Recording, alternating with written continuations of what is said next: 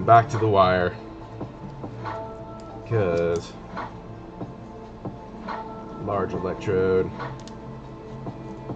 is creating too much current at the moment.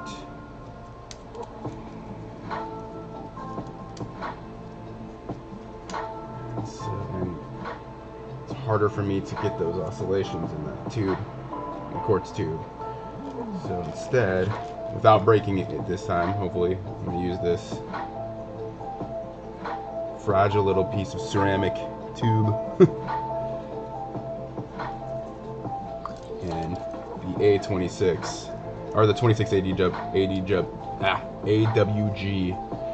pure nickel wire.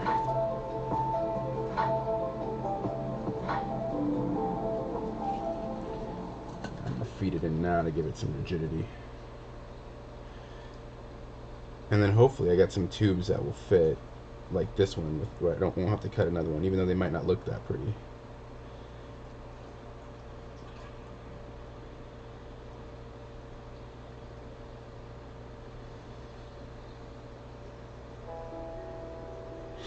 Oh.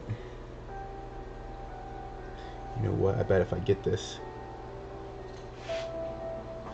a little wet first, that might help.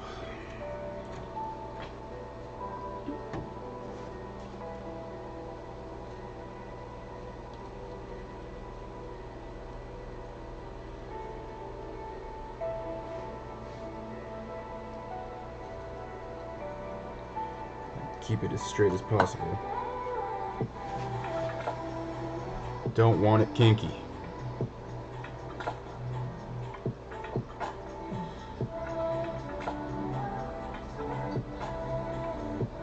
Let's see.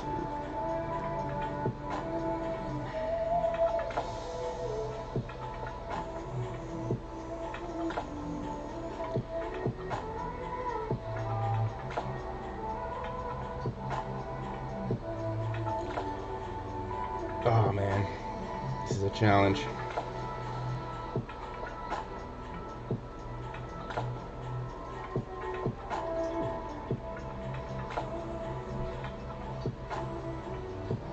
Using one of these shorter ones might have been easier. Breaking it might have been a gift. I might have to go back to that. But I'm gonna try and not give up. Not give up yet.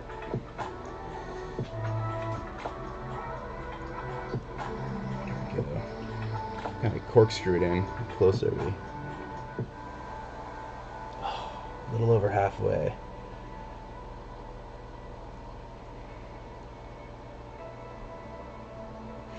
Come on, go in the hole.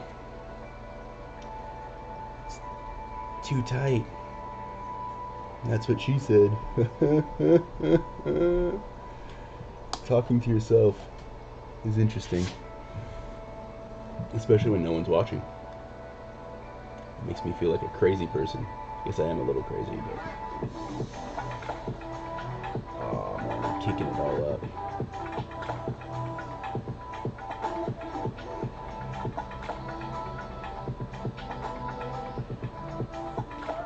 Come on now.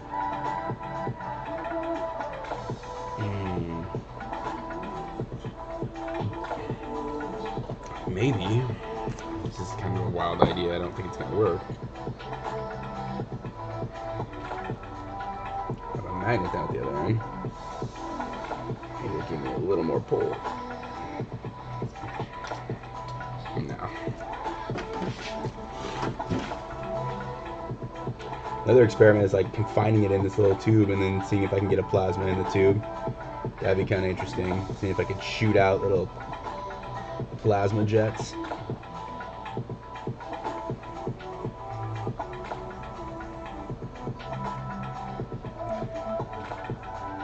Kind of like Ken Shoulders stuff. There we go. We're getting it slowly but surely.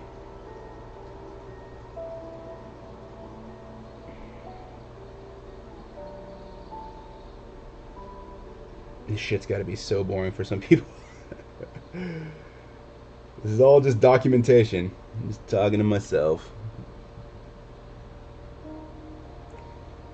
And it's easier to store it on YouTube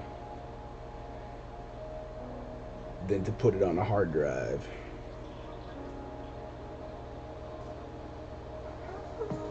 Because there's a lot of failures. Fail a lot. You just gotta keep going. Keep trying.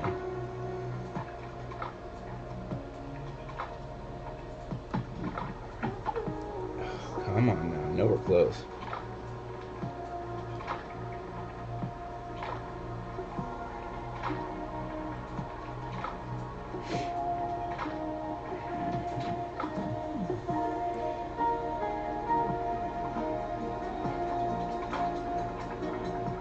Come on.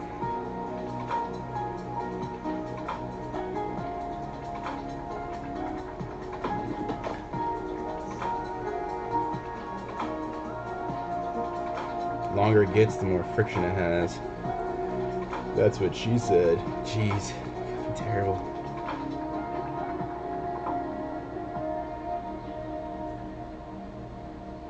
Come on now. The real test of this is if we can get a good solid discharge and make a nice little ball on the edge of this, on the end of this tube,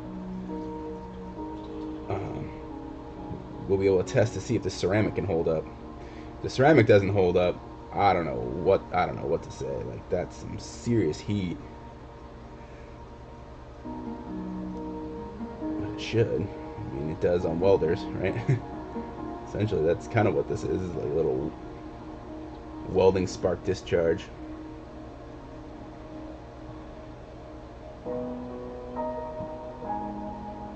Underwater. That people have claimed creates transmutation and has excess heat to the power that's put in. That can't be explained by strictly exothermic chemical reactions. Come on now.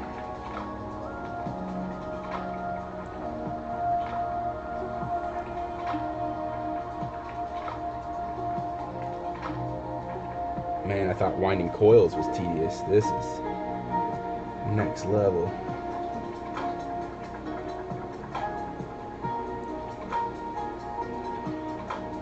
How close am I? Oh, so close. 3/8 of an inch.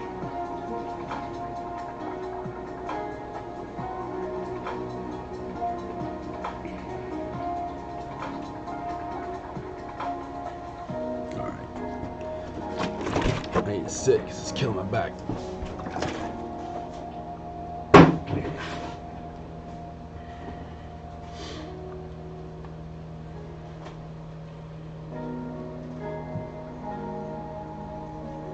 Are you not entertained?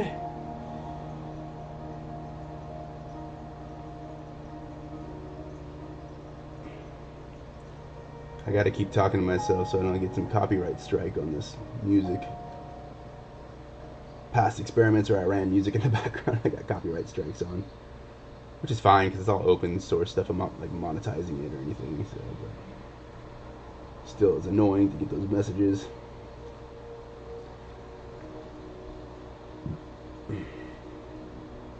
Come on now. Get in the hole.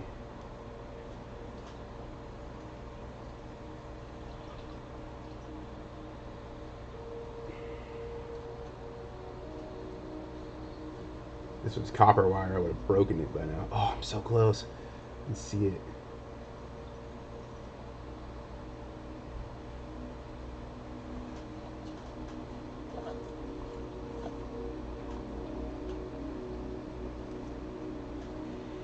Threading a ceramic needle.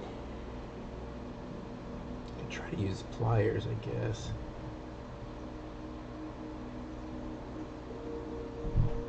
Sometimes you gotta take a few steps back. Have a good day at work, Vi! I think my daughter just went to work.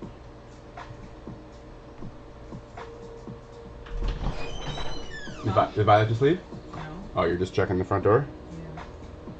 Yeah. No, the package was here. Oh, okay. Yeah. Oh, I see.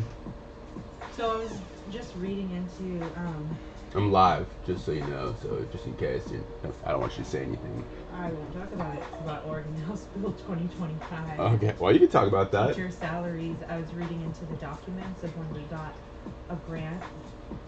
When I got my raise, and it's from the Early Learning Council that put in for the bill. Basically, I was reading, and they could have started me out at 36 now, but they only started me at 31. And I was like, oh man, like when you read these fine details, like what did they do with the rest of the moolah, huh? But anyway, it doesn't matter because I'm getting close to that anyway now. But imagine the last 2 years if I actually had that salary. Yeah, I mean, it'd be nice. Yeah. But I was also reading there's going to be another COLA increase, but it might be anywhere between 1% and like 4 point something percent. Another what increase? It's a COLA, cost of living. Oh, yeah. Yeah. Looks like we're around 3%. Because that can make up for the $14 they're taking out for that new medical Oregon requirement that you have to pay now. You have to pay whatever that is. Or the 6% headline inflation. Yeah. 7% headline inflation, even though it's probably a lot higher than that if you cost of food and all that stuff is factored in. He wants to say hi. I don't want to go on your camera. Hi, Grandpa. I have there's a camera right there and one right here. Anyway. You're going to get hair on my experiments. Now I'm going to play my game. That was some interesting reading. Enjoy. They make those bills so small. You have to like zoom in to read them. Yep. I still can't find that guy I was talking about. What guy? I feel like it was John Kitzhaber, but he only has one son. He was a governor. Yeah, but it wasn't him. He was like a really good-looking, muscly, beefy guy with brown hair. Oh, I see. So he's hard to forget, is what you're saying. He might have been a state representative. I don't know. Or maybe he's just a guy in your dreams. Guy of my dreams that raises, in your dreams, not of your dreams. Dude, salary. Come on now. I thought I was the guy of your dreams. Guy of my dreams. Not. This guy was representing early childhood education and salary increase. Yeah. Anyway. Cool. Bye. All right. There we go. Got the wire out. Nice little tip. So now I want to make sure that I have plenty of room to run. So we'll go to there. I'm gonna have to buy some more of this wire too.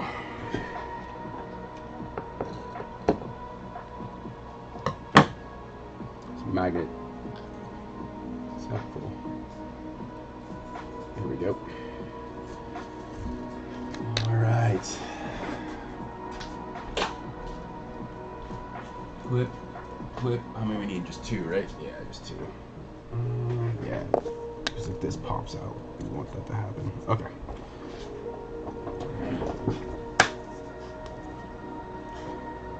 Whew. So now. Fortunately, don't think we're going to be able to magnetize the top of this, but I don't think it matters either from the last couple of experiments. It hasn't really seemed to affect it, but we can check real quick and see if this fits in here. I don't think it will. Yeah, not a chance in hell. Alright, so these magnets are out. I will stick it to this. Deal with that in a bit. Okay.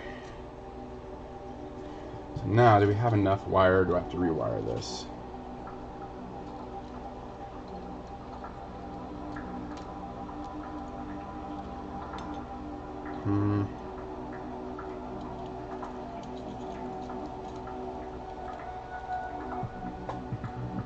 Ooh, that's cracked a little bit. I'm not going to mess with that. I'm going to pull that like that. So, let's get a little more like this.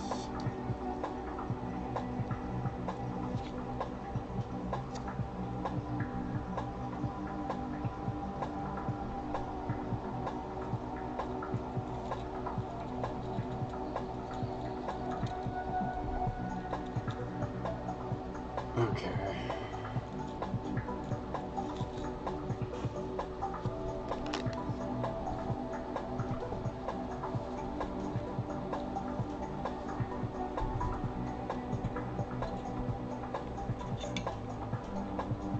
Carbon stuff in there.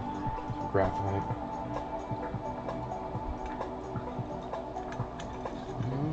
Place anode in there. I like this flask a little better because it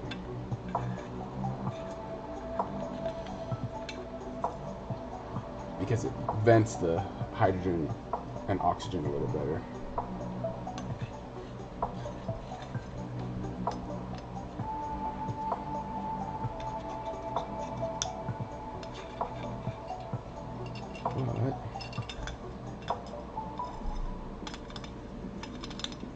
But this might be a little too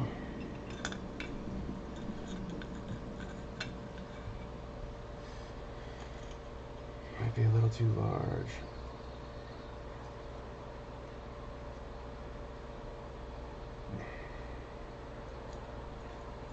Okay. Taking this out.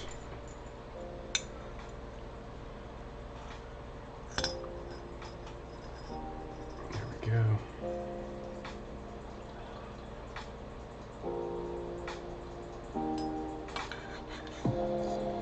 See that really well, actually.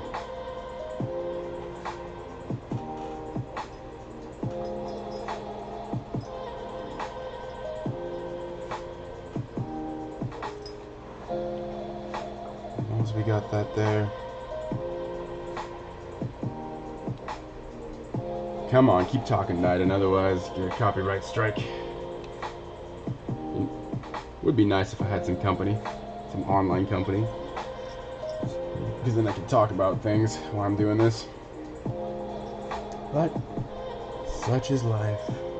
Alright, so blender right about there. We want that to be open.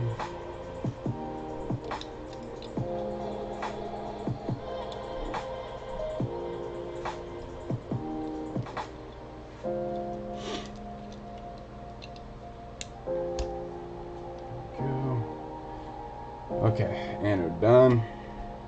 Now the more challenging electrode. So we got this.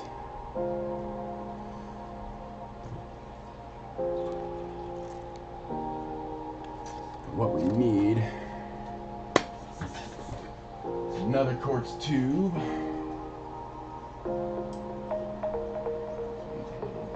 Busted, but we'll go with this one.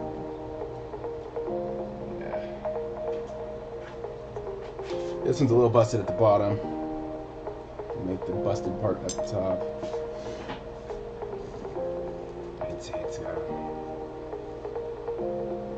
cut on the top there.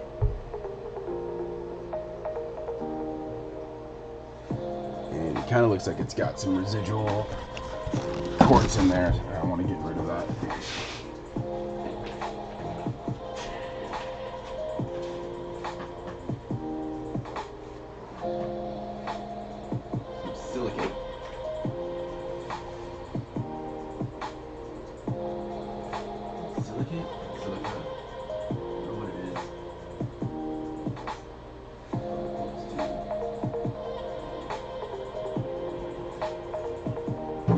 That there quartz powder. That there quartz powder.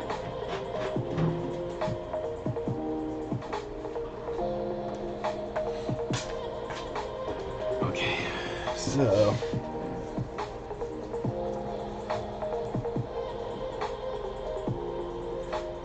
give it a rinse.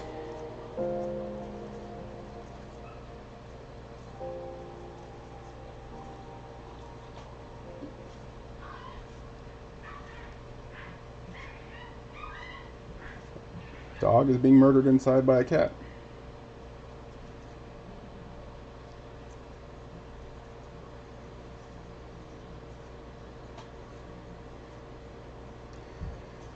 Not sure if that picked up on audio. That's what that sound was. Dog and a cat fighting. Okay, this is supposed to be some low lint paper towel, but I'm gonna give it another rinse just in case. Oh, that question was answered quickly. Let's see, yep, pretty good. So there we go.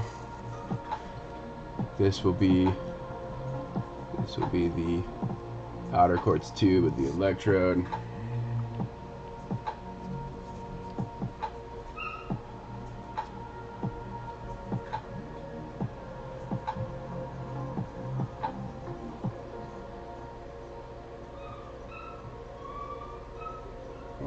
Try to put it right at a quarter. Man, it's still really close though, because this isn't. Let's see. You know, I bet. I don't know if I have one.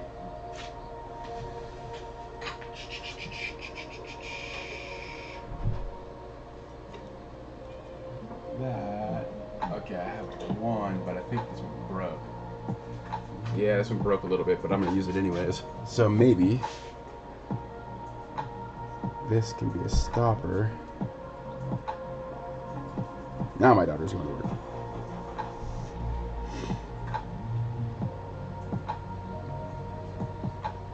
You can stop it right there and keep it straight. Damn.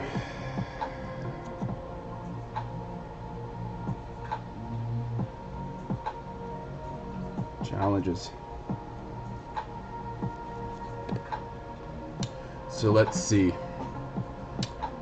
Don't have any other means of kind of keeping this in place besides the PTFE tape. So that's what I'm gonna have to do. Let's get a measurement. I want it about a quarter weight in the tube, or about there.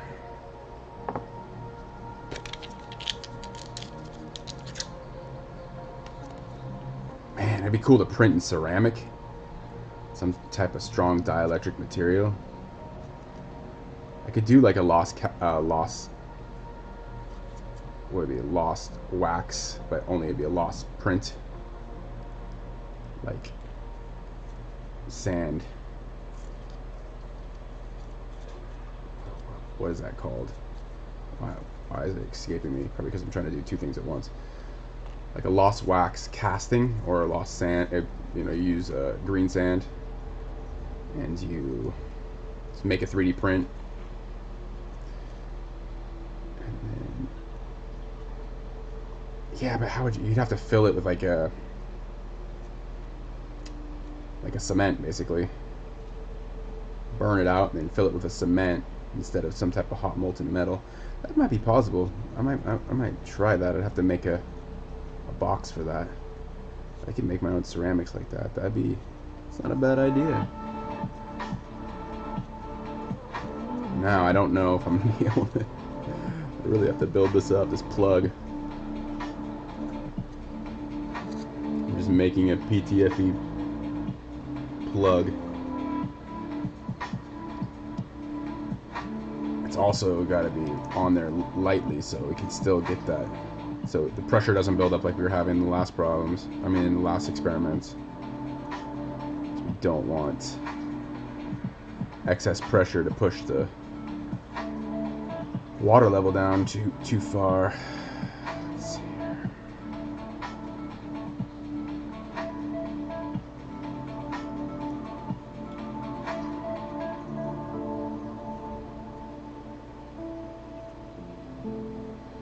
So hopefully that's, we'll go a little more just to be safe. Better safe than sorry. I don't have to wrap it again. Also, it kind of sucks because I really don't want to get this hot and then have this ending up in the cell chemistry. There we go. There's a little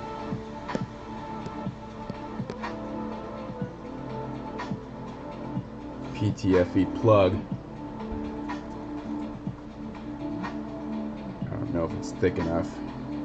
Oh, it's not. Okay, so try to compress it here. without breaking the ceramic.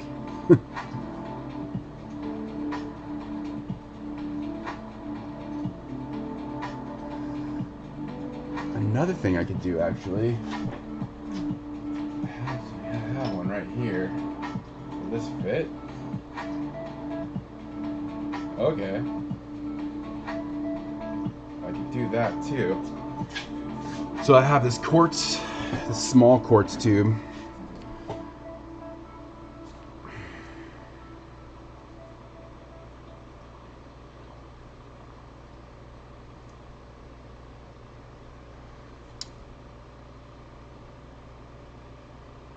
Yeah. Let's see here. There we go. I just broke the end off a little bit. It's sharp. We'll go with this side. So we could use this, and I could push this up with that. Yeah, hey, not bad. So now, does this fit in there nicely and snug? Let's see. Yep. So now that that's snug, that should be able to keep it straighter. So I probably didn't need that much.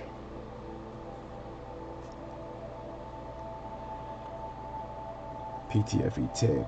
So what I'll do is I'll just hold it in position. See, we need measure to right there.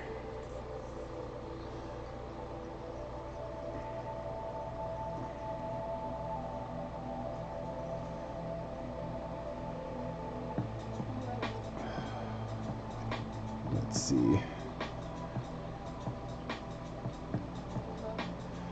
There we go.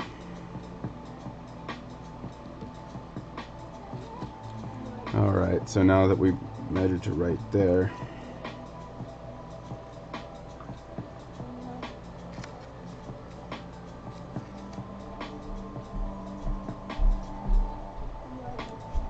another round of PTFE tape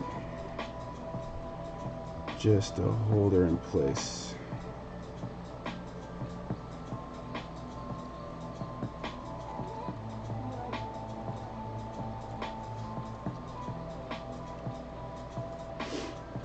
Come on now. Stop slipping.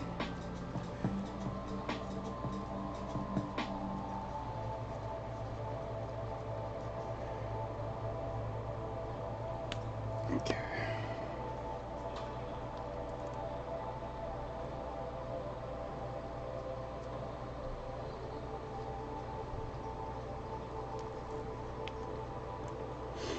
So there we go. That feels good. Oh, don't fall. There we go. Okay. And then another round, actually, to keep it secured.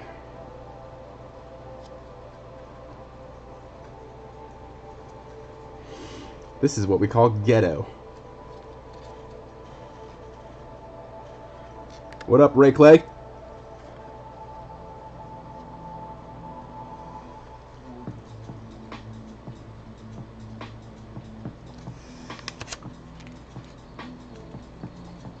True garage engineering fashion. Alright, that's ugliness.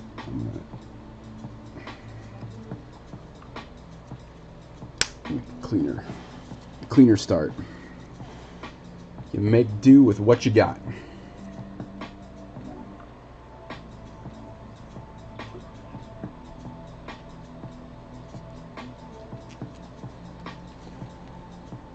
Come on, baby. All I want you to do is just stay in position.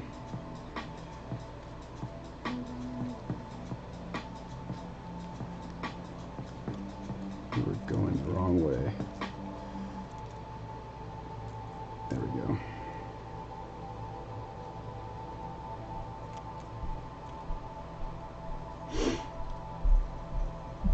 There we go. Okay, I don't want to break this thing.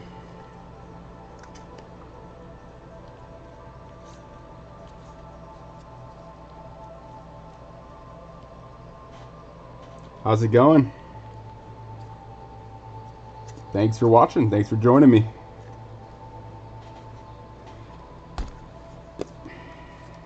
On this lovely Sunday.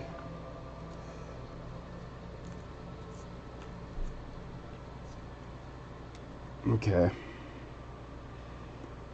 There we go. Now we're not going anywhere. Now the final test is a C.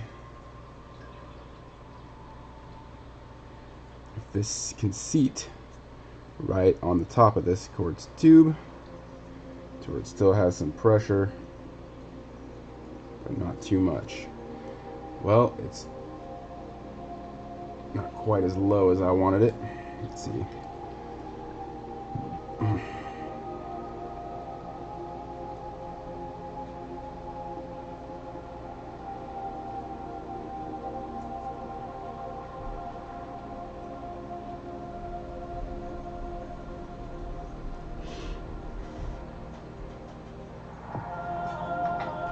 Oh, nice. What's up, buddy? I was limit breaking the bones, and for some reason I got mad rude, and it teleported everything to me, and I got the all of the arrows and the wings, and then the guardian killed me, and I limit break the bones, and I was doing so good. Because like I only had one weapon, and it was the bones. Okay. And its area was huge, and I learned how to get the bone dude, the big guy, and I lost it. Bummer. You gonna try it again? Nah. Not right now? Yeah. Maybe later. Alright. Morning. Morning. Talking about Vampire Survivor. How much snow? How much snow you got? No, in Ohio. Probably a lot more than me in Oregon. I got none right now. We actually got hit with quite a bit of snow this year though, for like almost a week, which is odd because I'm close to sea level. I'm only 500 feet above sea level, really. I think about 500. All right. So we're gonna go with this. Now, the pressure might make this pop up and down.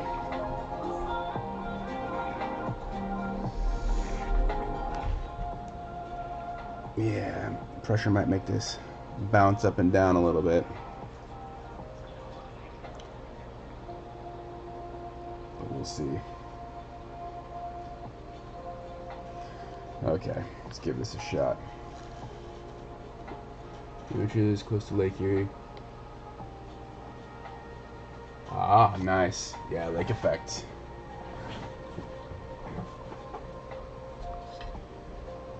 Did you see the Lake Erie UAP shoot down?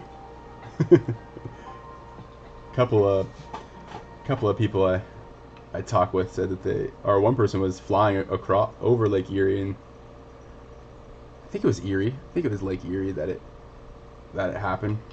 They said that they saw something get shot down. Okay, so this is going to be a challenge. I think what I'll do is use one more round of PTFE tape on this part.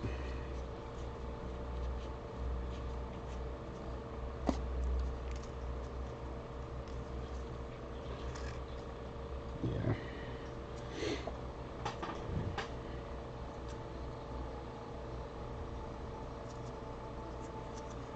Was it Erie? It's one of the Great Lakes.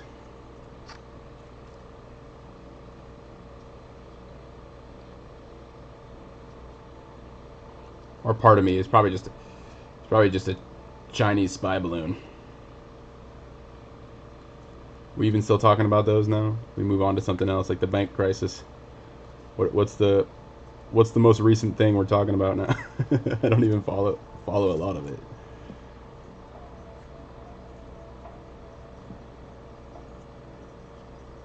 I guess the banking thing is kind of important. Centralization of power is a dangerous thing.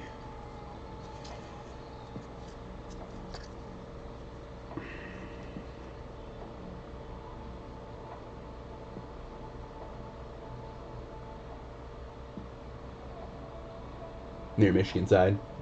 Yeah. I'm glad you came on to the stream because I was talking to myself for like, geez, I don't know, 30 minutes I've been talking to myself. It's weird talking to yourself. You start to feel a little crazy. Not that I'm not a little crazy, but it can be kind of boring.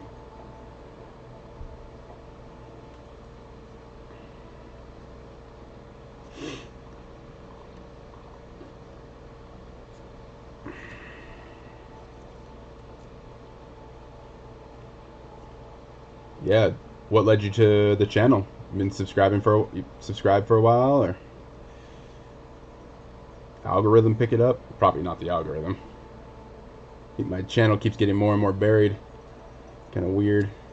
Every time I search it, it's like further and further down the list.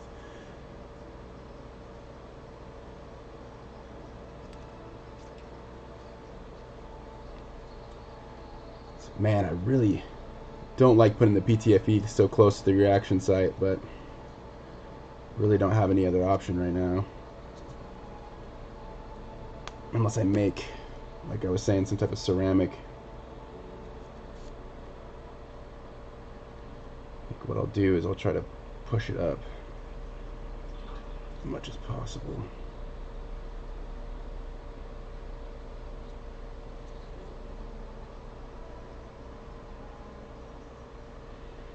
There we go.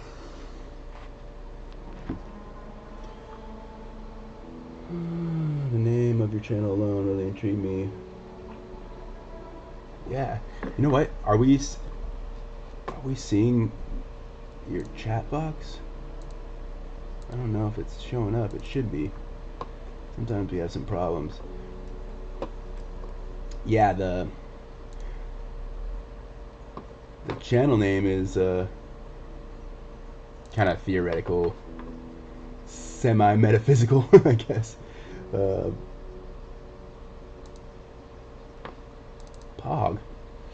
Having some weird chat box stuff going on. There we go. Those are just tests. Okay, hopefully that works. I don't know. I'll do a quick test here. Yeah, I mean, it's basically the way how I came up with it is the agent and arena type of paradox, the energy freedom paradox. I wrote a thing about it, but like, you know, just the observer and the observed, all that kind of stuff, and the interaction between the two. And I wouldn't say it's like panpsychism, but you know, but perhaps consciousness is the fundamental like principle of the universe. Like electrodynamically, it's all consciousness, all the way up and all the way down in information theory.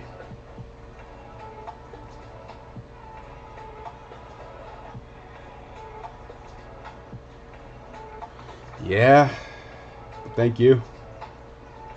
I'll take that as a compliment, or at least as a push to keep going. But yeah, I agree with you. But I think it has to do with you know, fundamentally like our socioeconomic kind of, it's like a first principle of human energy, right? It is what facilitates where our energy goes, right? This our money, the money game, so to speak. Yeah, like the double slit experiment, exactly. Arena and an agent, but I think that is kind of the hang up for a lot of this abundant energy stuff, you know, because it's like it's like our own conscious will or our own conscious energy interacts with physical world. So if we don't look at things as free and abundant, then they won't be. It's kind of weird. It's paradoxical. That's my hypothesis on that. Oh yeah, I was worried about that. So now the issue is this can't be too much, because if it is, then it won't fit over the top of it. So I'll just plug it up more here.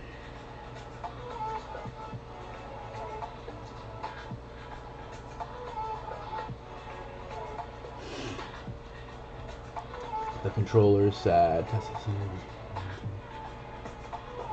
Yeah, it's interesting. Well, it's I've thought about that a lot. Like the concept of even how we do mathematics. Like we base it off of like our hand having, you know, having 10 digits, right?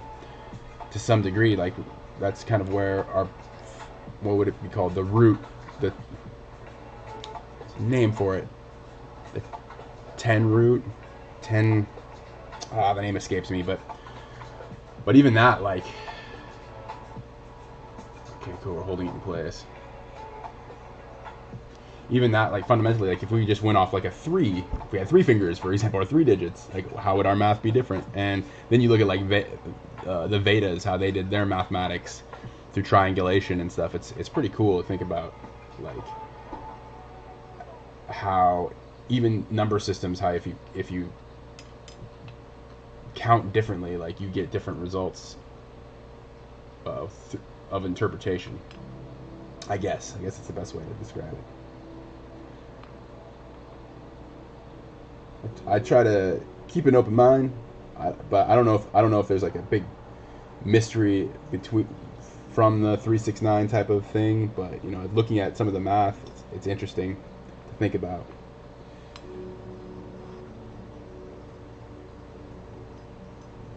All right, so there we are. We're in now. This off.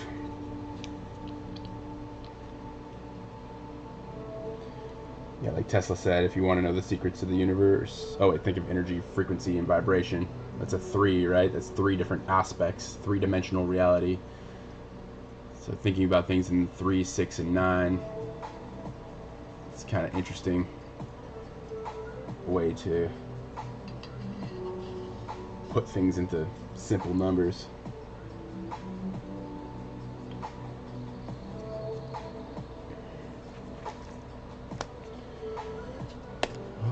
So that's done.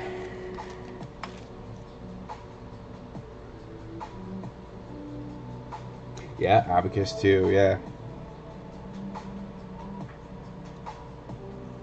Yeah, Eastern, the Eastern cultures seem to be a lot older than us Western cultures, but for some reason the Western cultures seem like they got it all figured out. Like we're the dominant culture now because of how much influence we have on the world now, I guess. I don't know.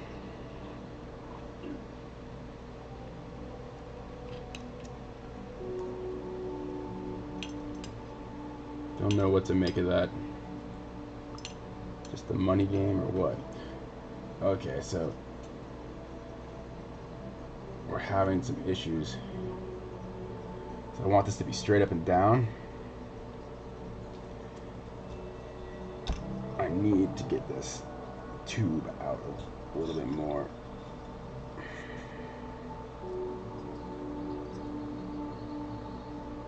Oh, thanks. Yeah, it's just some mellow music in the back. Some cyberpunk-esque focus music stuff. Just chill music. I gotta keep talking though, otherwise I might get like a copyright strike. So I'm glad that you came on and helped me talk, because I was talking to myself for a while. Like I said, it's making me go a little crazy. All right, there we go. We need to be relatively straight up and down with that.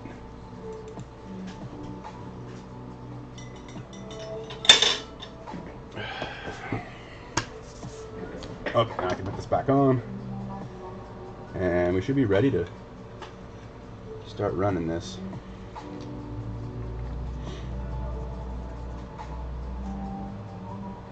Yeah, that's certainly not the scientific way, right? Like, the scientific way says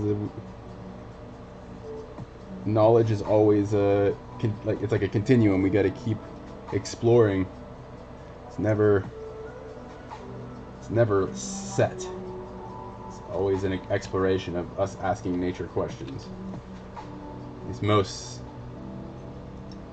most scientific understanding comes about that way. Some things perhaps are intuitive, but still, it's good to ask nature the questions. Me personally, I don't know. I don't know shit. I don't know shit of what there is to know out there. There's so much. It's so amazing how many different aspects, different patterns there are in nature. Okay, so we're good to go. Good to go. Got that set up.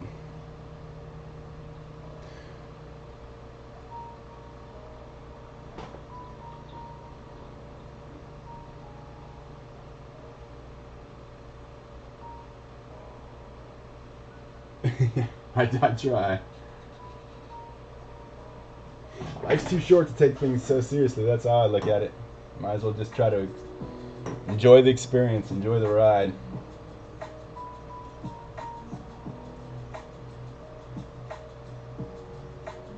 You know what? I don't want to put this in where that Stony Labs is right there. Yeah, that should be alright.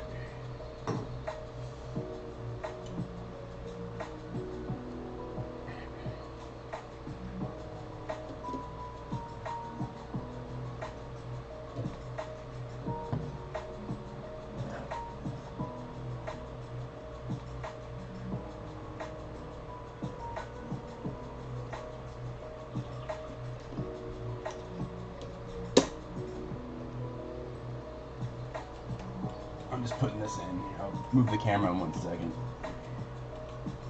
I have to adjust the whole thing here, guys.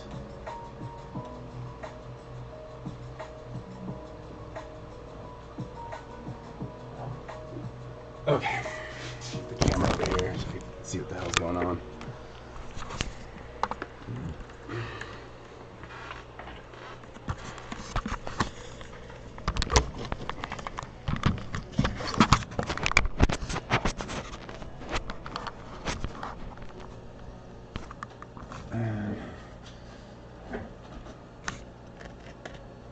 I think to get this looking a little nicer, I'll put it this way. This way. And now we gotta bring this down without move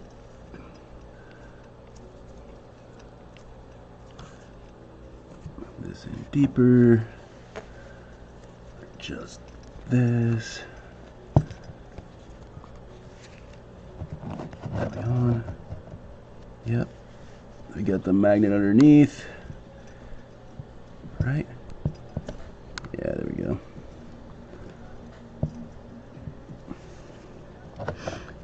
Holding it in place, magnet underneath.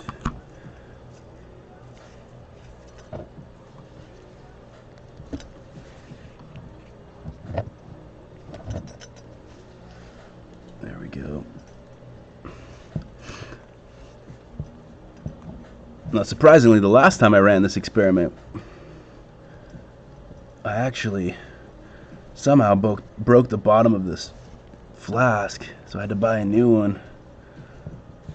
Hopefully that doesn't happen again. I'm not quite sure why it happened. I probably just banged it too hard somewhere along the way. The nice thing about using a, salt-based reactor is that the salt kind of crystallizes when it hits the air, and so it didn't leak out, which is kind of cool. It just crystallized on the bottom. Alright, that feels pretty good. Take these off. Whew. Sweaty hands. Put this back. See my ugly face. Okay, now wire it all up.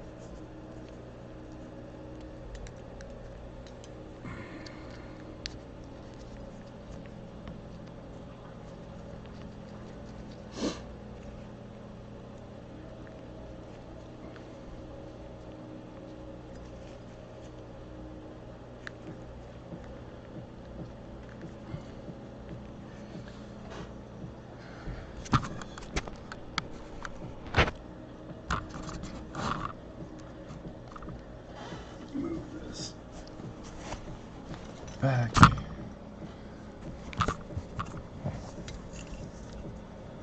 It's back.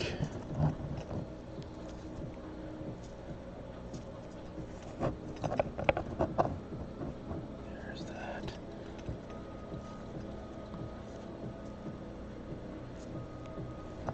Mm-hmm.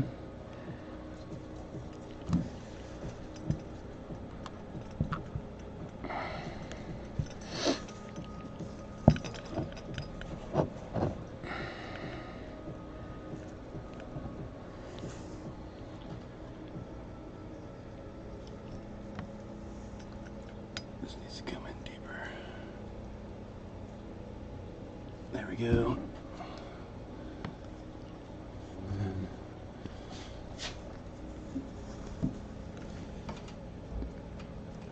The positive wire.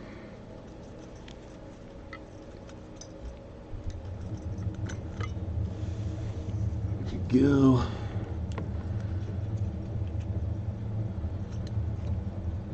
Touch the oscilloscope. There we go. Check our camera to see. Look. I don't like the shot of that, so I think we can do like this.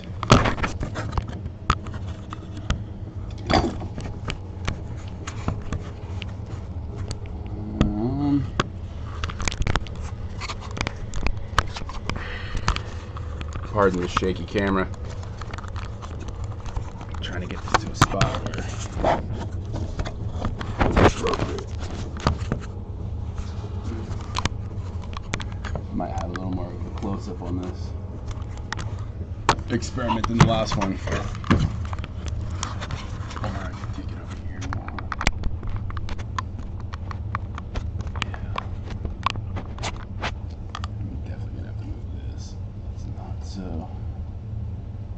Fingers crossed.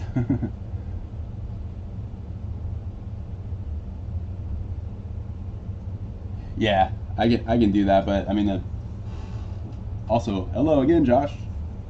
Thanks for coming on so much and your interest. I appreciate it, bro.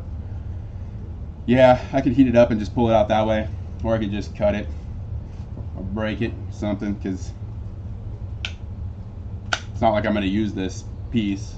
I'm just going to end up recycling it anyways, so. Let's get over here.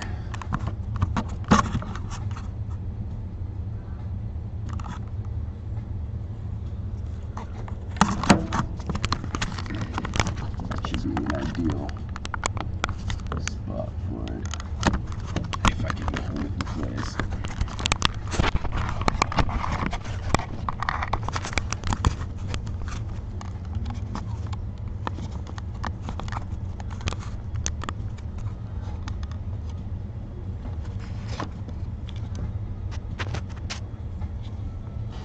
There we go. Let's see if we can get rid of some of this glare.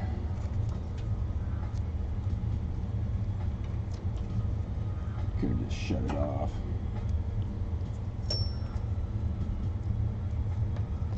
Let's get it out of here at the time.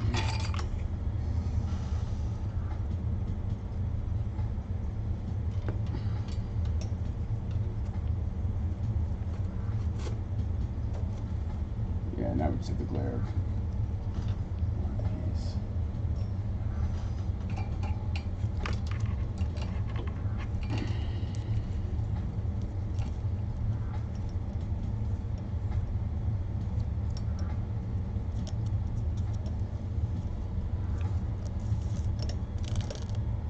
Go. You know what? I probably left my clamp on too, my amp clamp. I did, and I killed the battery. That sucks. I don't think I have another 9-volt. Bummer. Okay, well, we might not be able to reference the current on the oscilloscope. I'll just have the volts. I won't be able to do the calculations later. We have 2 other references for that anyways, so.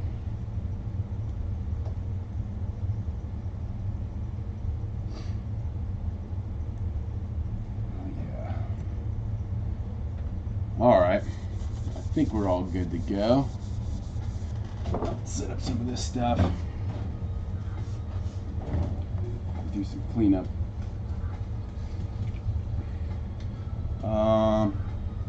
Let's check the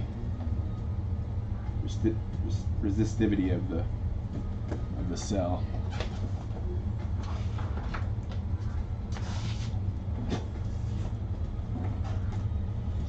So we can measure the voltage drop too across this.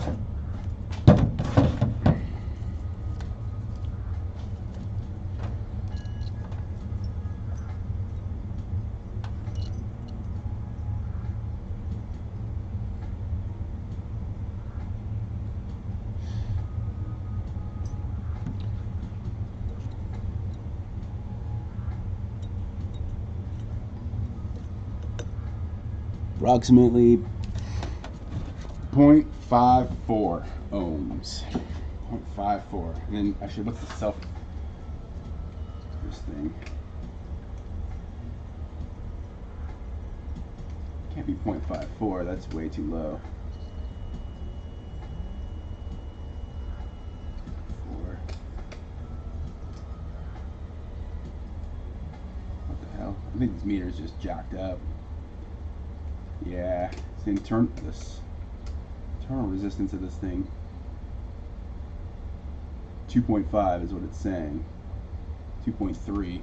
No way it could be 0.54. That does not make sense. Let's try this again. I think this meter just blows. Yeah.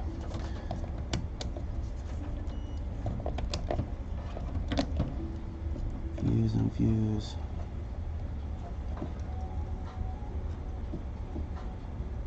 Unfortunately, this meter just sucks, so I can't get a good, accurate reading.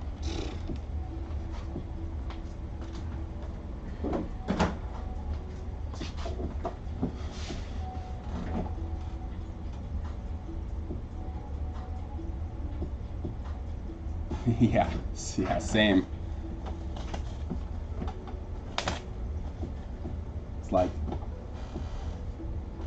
It's like I've done some vacuum plasmas in the past, and it's pretty cool. It's pretty cool to look at too. But there's something about the electrolytic plasmas that are just like, they seem so much more like a star or like the sun. Just from observation, it seems like, you know, it's just so interesting to watch, like the magnetohydrodynamic flow of the cell, and like almost looks like a galaxy, you know, especially when you put different salts that accumulate on the electrode. Sometimes, you know, you get like, especially with potassium carbonate, you get these, like, if it's a highly ionic solution, you get like these crystalline formations around it that kind of break off and glitter. It's pretty cool. Okay, let's set up some of the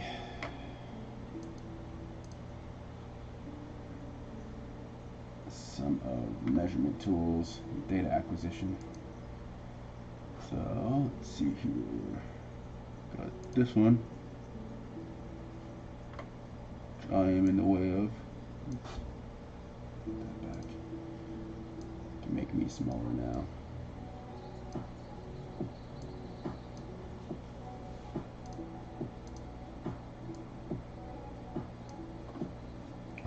And this one,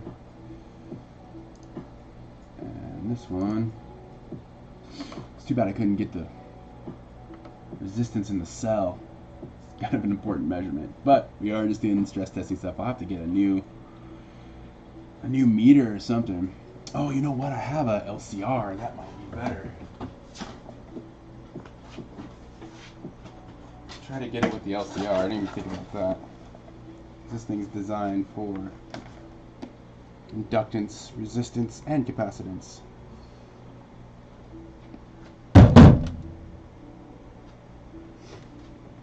Cool.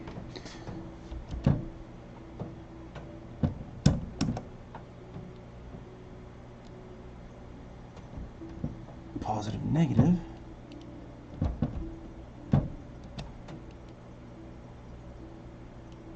Okay, and let's check its internal resistance. 0.5. That makes more sense. 0.5 ohms makes more sense for internal resistance.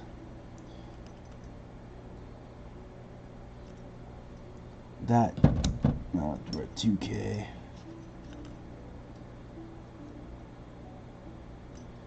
Interesting. Okay, 20K.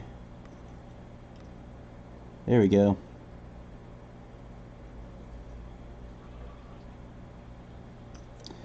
$7.1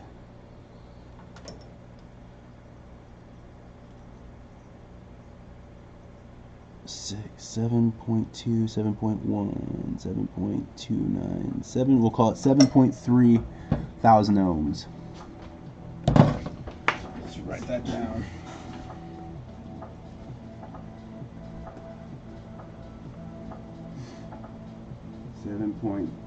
.3 K. 7,300 ohms of resistance for the cell. That's important. I wonder if we have a capacitance reading. I would think it'd be like maybe in the picofarads.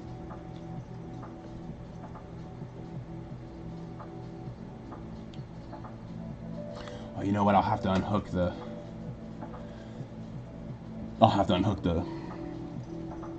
leads just in case it's feeding back into the capacitor bank that I have.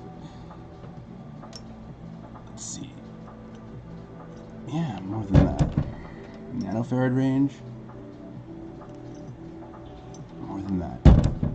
Or it's not any of that. It should be capacitances, so I don't know. Maybe not.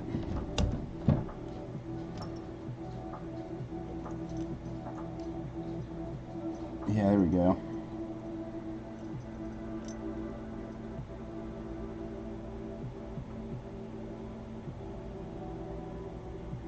Dance it around because I'm moving it. 1.1 microfarad. 1.1 microfarad is what I'm getting. I'll write that down. I don't know how accurate that is, but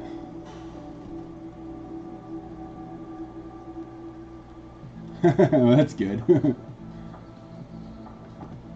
Glad I'm giving you your fix. Probably making you think, helping you think about your own like experiments that you'd like to do, right? Giving you some ideas.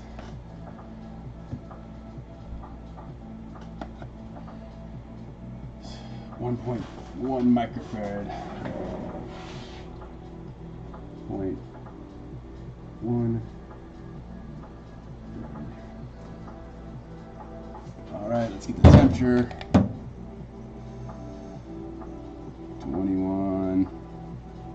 21.5.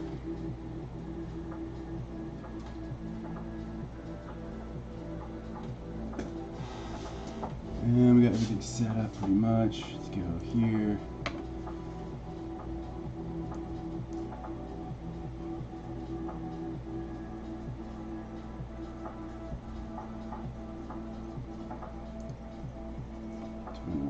.5.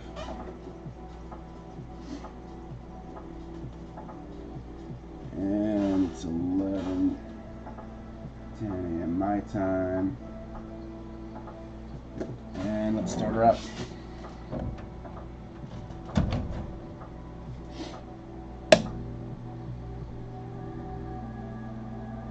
Oh, this would be helpful if we reattach this.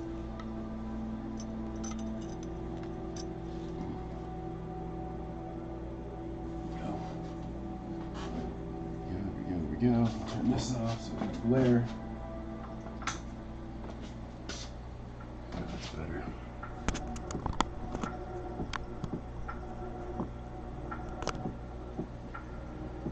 Okay, now let's start this.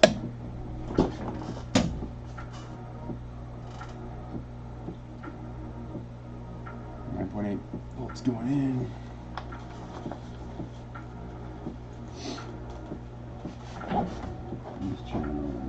to. Oh, there was a tool and die maker. Yeah.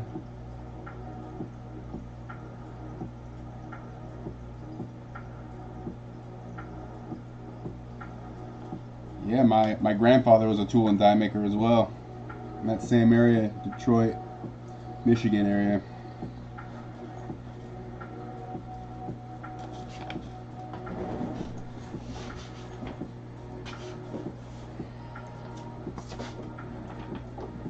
Of Hungarian descent. Alright. Let's look in the cell and see if there's anything bubbling. It's hard to see. We definitely have bubbling on the.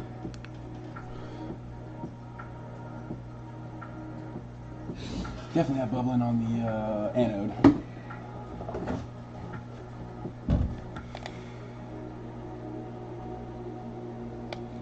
.7.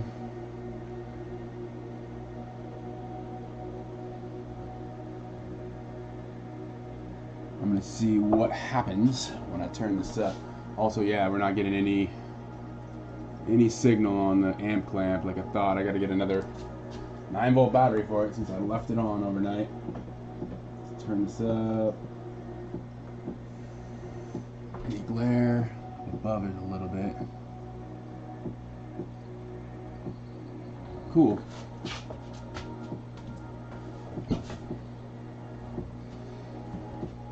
Was it a German immigrant?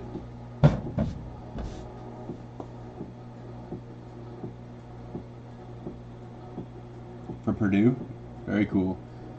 Yeah, my grandfather, on my dad's side, biological father, was a tool and die maker for General Motors. I believe it was General Motors.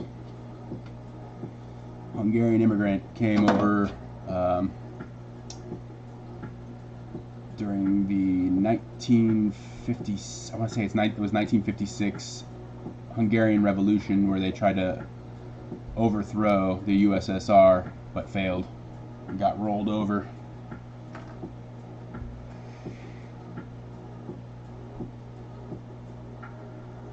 Very cool. 9.8 Bavarian region. Very cool.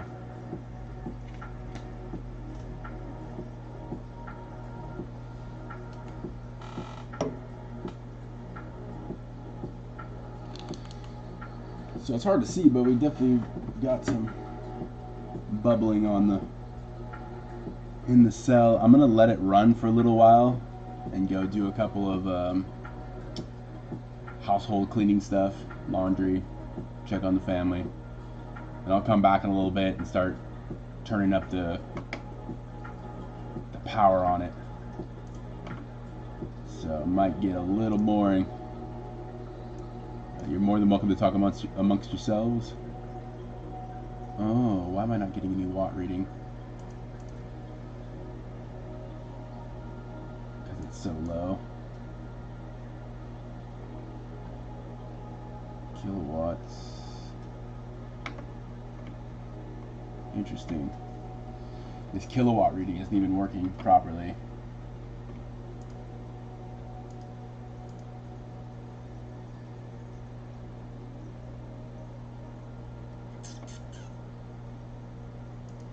And this is just all the different sensors. This is all temperature. The temperature's gone up in here since I turned on the heater. Since I came out here, it started working. But none of this is actual flow. Just temperature sensors in random spots. Let's go back to this. I don't even know if that showed up on the stream. Watts are there. We're just don't have enough watt output to even see anything. And if I had the oscilloscope working, if I had the amp clamp working properly, I'd be able to do calculations of it. Do I have a... No, I don't.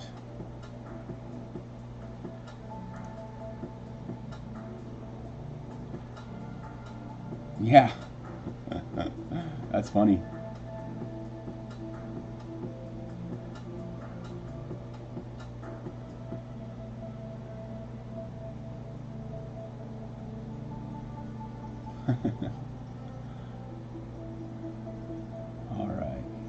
Alright, I'll be back in a little bit, guys. I'm gonna just let this run for a bit. So we're at 21. So the temperature's not raising too much. I'm gonna raise up the power just a little bit more. So we'll go to about 12 or 13 volts.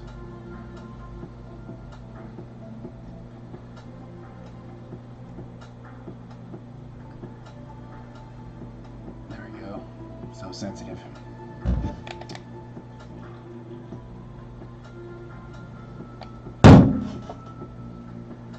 Such an active, or such a small amount of surface area on the active cathode, it's not going to raise the temperature on it too much without the plasma. But I still want to run it for a while and see if I can build up some hydrogen. Actually, I need to be able to see if there's hydrogen building up in the tube. It's hard to see.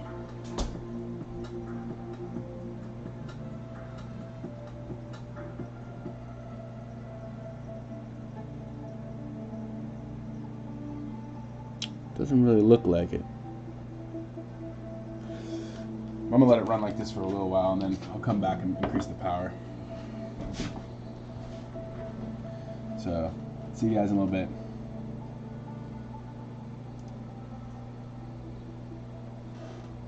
Should probably turn off the music too, otherwise I'll get a copyright strike.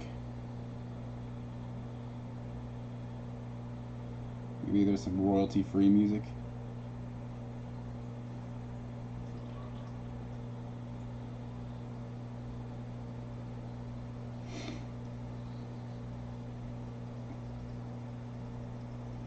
What do you want to? What should we listen to?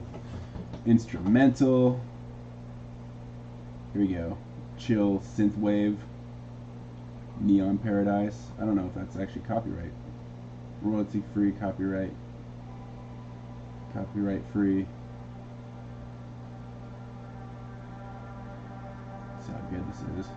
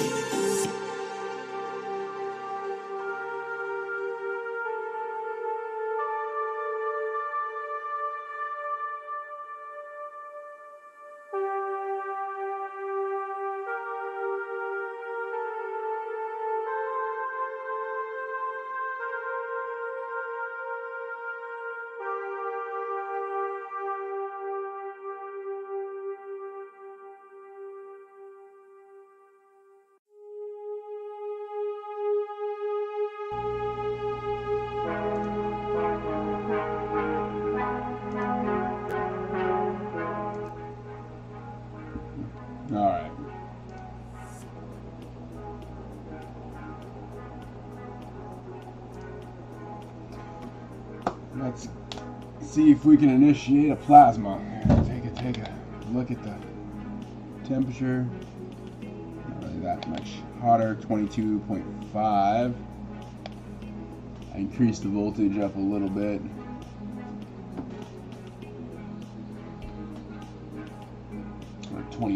Approximately 23 hitting the cell. 23 volts hitting the cell. So, take this up a little bit.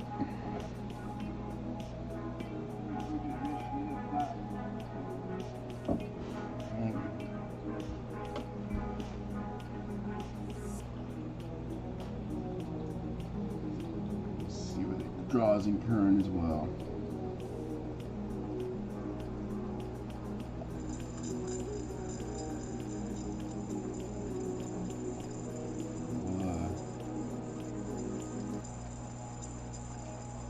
Put a mute on the music here.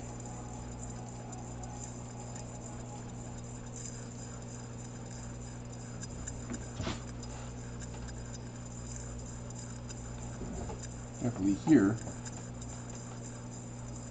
here's some action. We're at 94 volts approximately.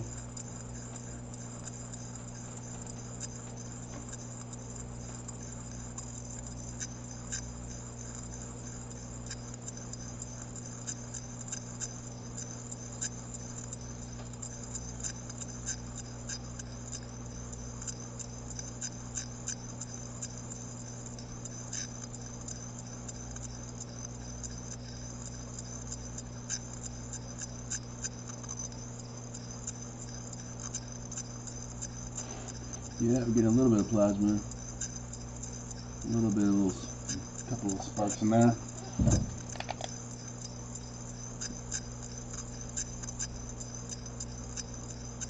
$22.8, $22.9.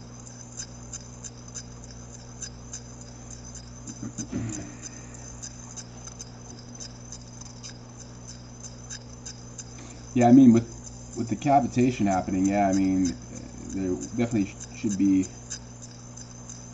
sound waves, right, in the whole reactor design. So I kind of like trying to stick to the round bottom flasks to create a center standing wave. That's the whole premise of the reactor design, is to create a cavitational body on the native electrode.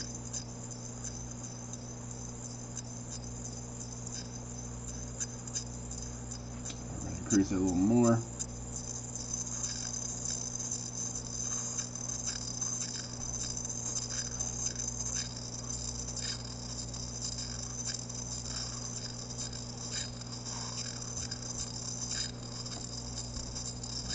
Turn down the light a little bit.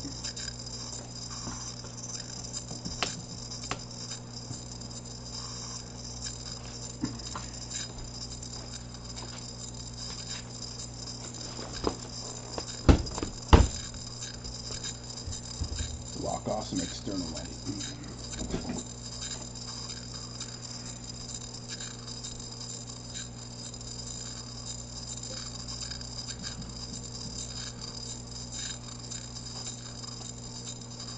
You can actually see the blue of the camera.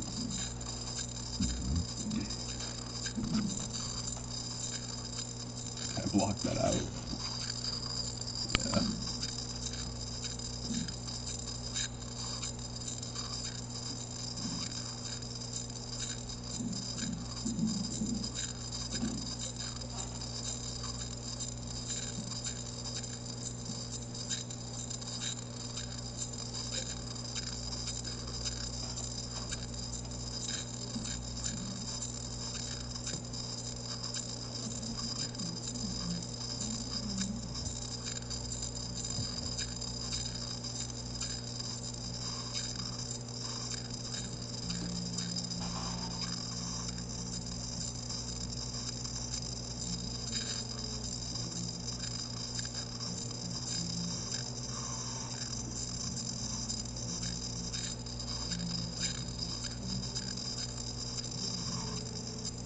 Yeah, hopefully that blue from the LED doesn't get in the way too much.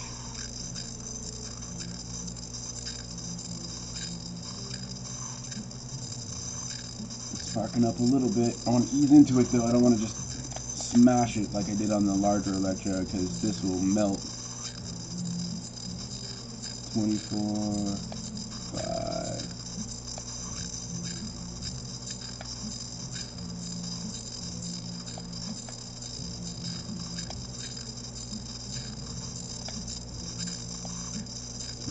.6, 24.5. Pretty crude way to measure the temperature.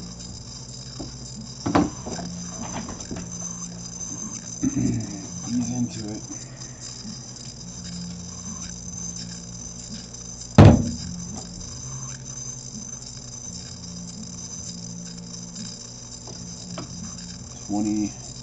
Watts on the digital meter,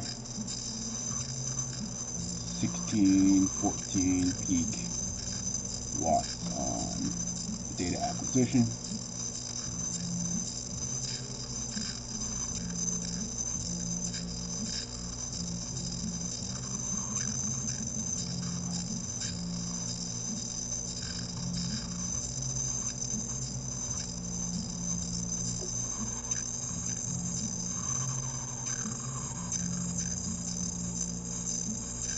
Definitely has some ultrasonic frequencies, like it sounds just like a ultrasonic transducer. Very similar. Not getting too much. Oh, we are getting some RF.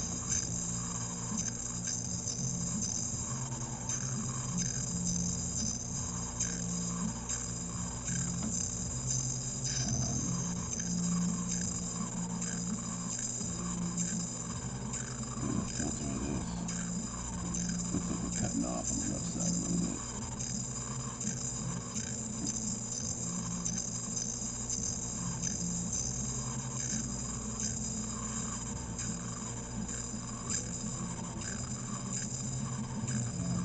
Just how it is. That might just be background RF though. Yeah, I did a light spectrum analysis of this before.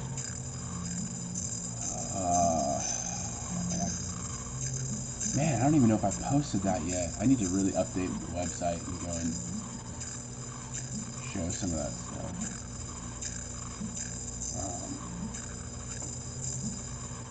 I can pull it up if it's interesting. Oops, probably shouldn't do it on this one.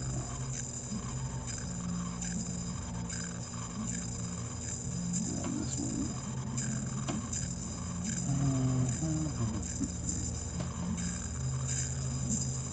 Basically, it's pretty broad spectrum. Probably not getting the ultraviolet side of things too much. That's a kind of challenge to get with the crude DIY spectrum analyzer that I made. But I should have some of that here. Let's see. I'll pull it up and show it. Okay, I'm going to increase the voltage a little bit more.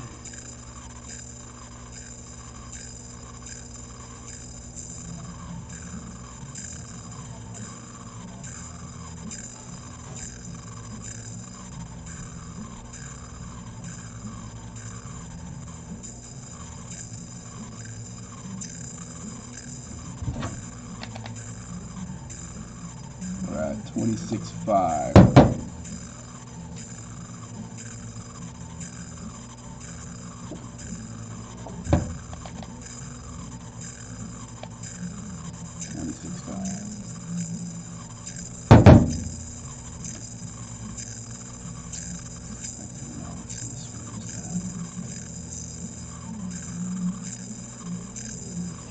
A lot of data capture. That was a while ago, wasn't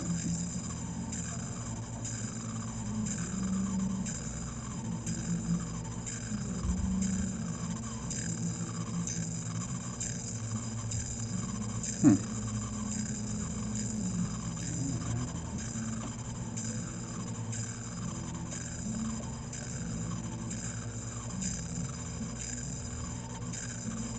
Yeah, a little bit. You can hear the oscillations of it going up and down.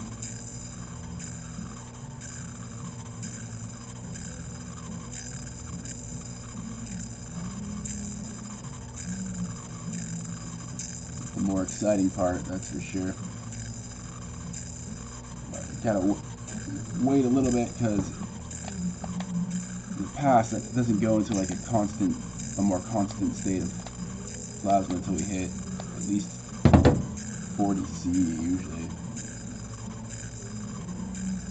It's kind of weird. It's like the ionic solution starts operating like coherently.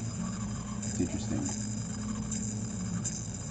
And there's some research papers about that, the phases of water in between 40 and, was it 40? Maybe it's 50 and 90 degrees Celsius, where it starts operating as almost like a non-Newtonian fluid, like it becomes coherent.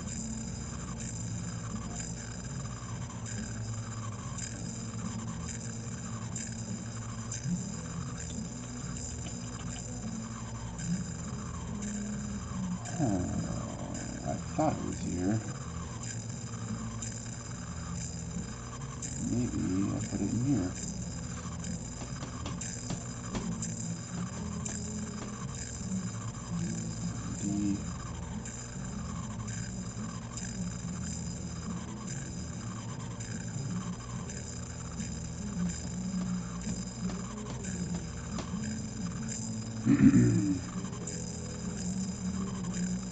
Wonder if the music's coming on in the background. My wife's bumping some Tom Petty is what it sounds like.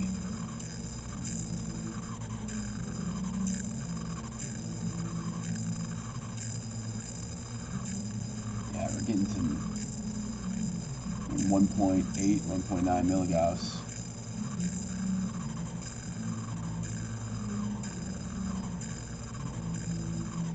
And I can't find the spectrum analysis I had.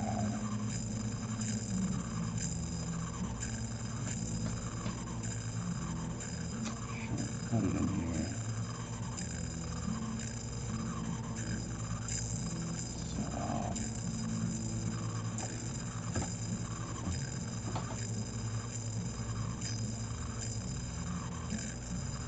50-watt calibration. Taking a while to load too. I wonder if I have it saved on this computer.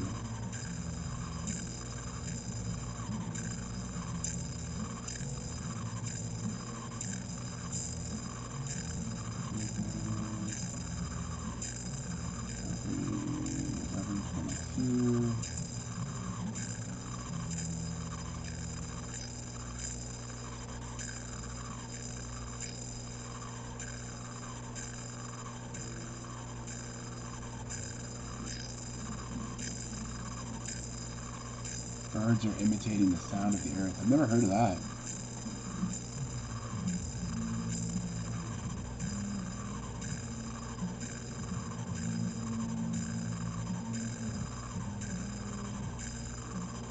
Reflection of the shadow when the eclipse is happening? No. Can't say that I have.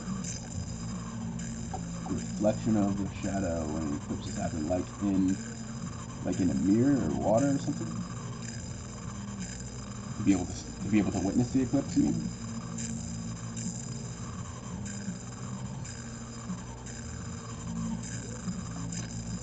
Well, crap, I don't know where it's at on here. Let me just check the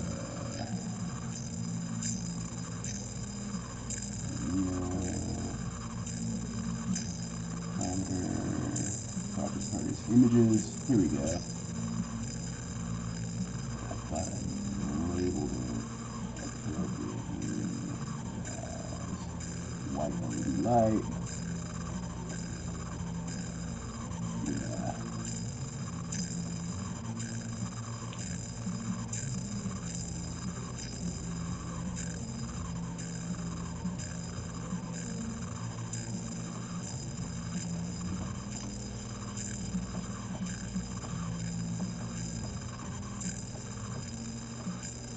here's what a white LED light looks like in the spectrometer for reference. I found the images. Let me update this to you real quick.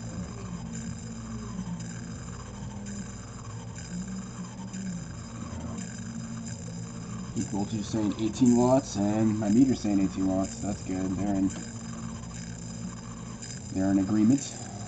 Okay, so now share this.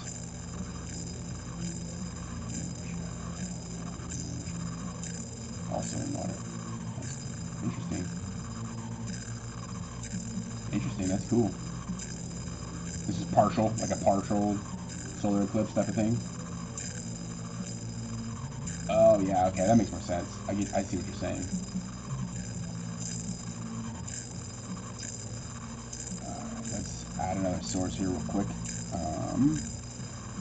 Media file, add source, browse. And then it was under R&D, amino, project Proteus images, no images, what?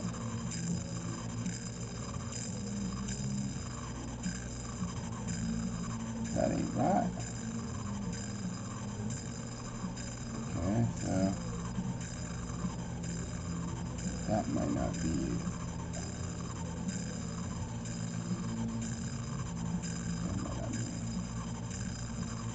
a way to do it.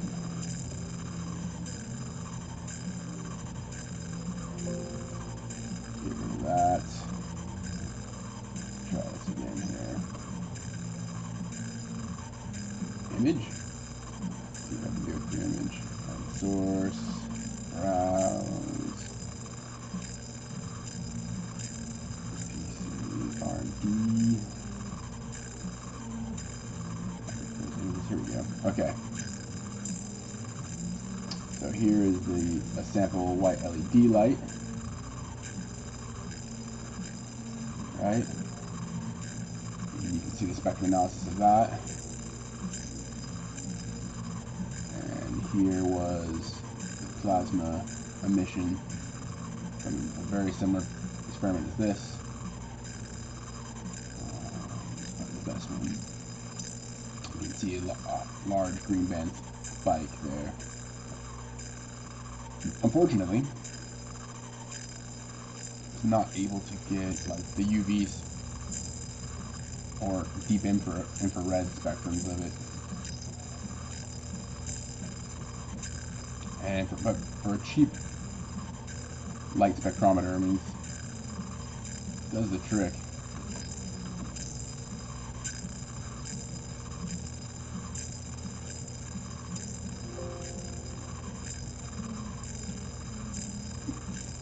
Yeah,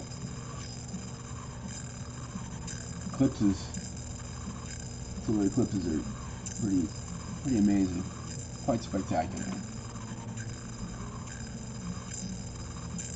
Alright, let's check the temperature of this.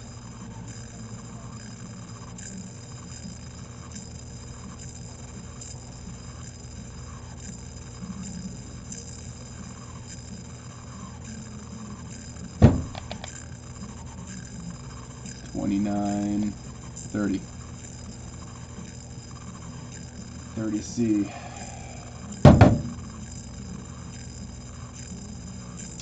So I'm gonna let this run for a little bit longer, and then I'll come back in a little bit and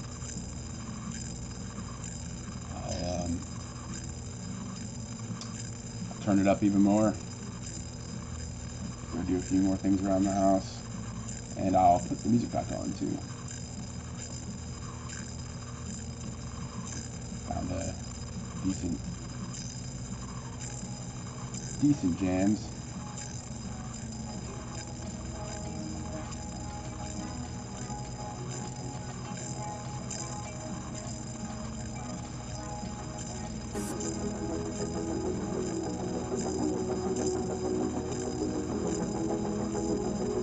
Hopefully you can still hear both.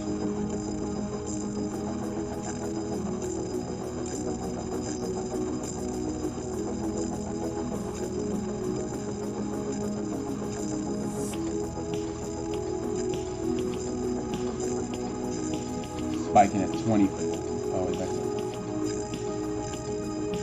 the RMS. Well, yeah, it's still spiking at about 18. Yeah, we're in agreement. So, all right, I'll be back in a bit.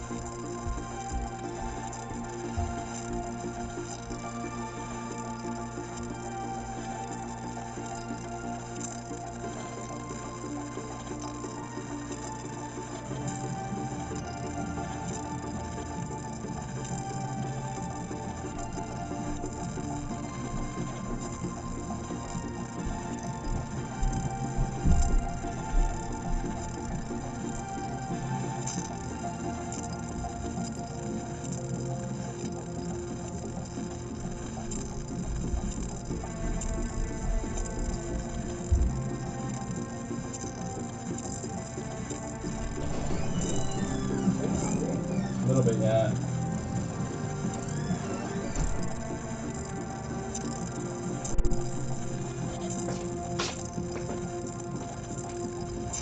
All right.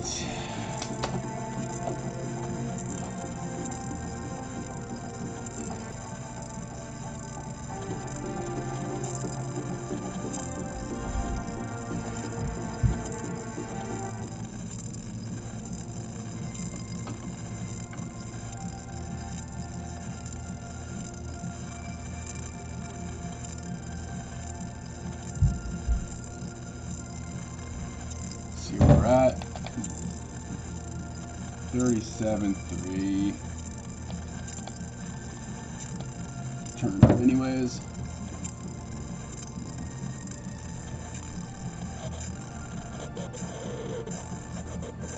Oh, she wants to go. Yeah.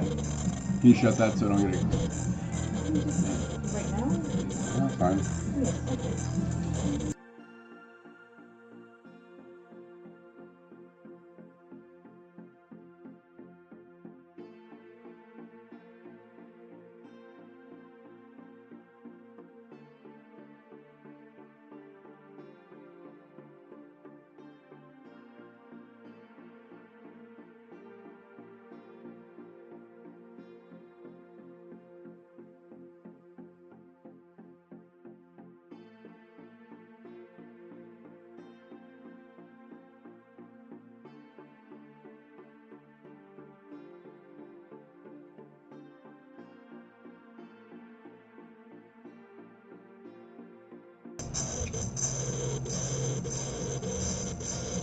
There we go. Getting a little more exciting.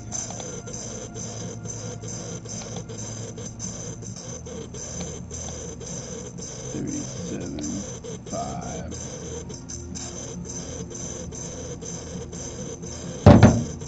8.6, 4.2, 3.7, 4.1. Giving off.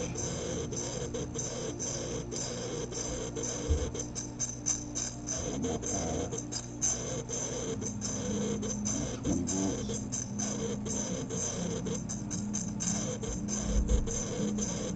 Can't see.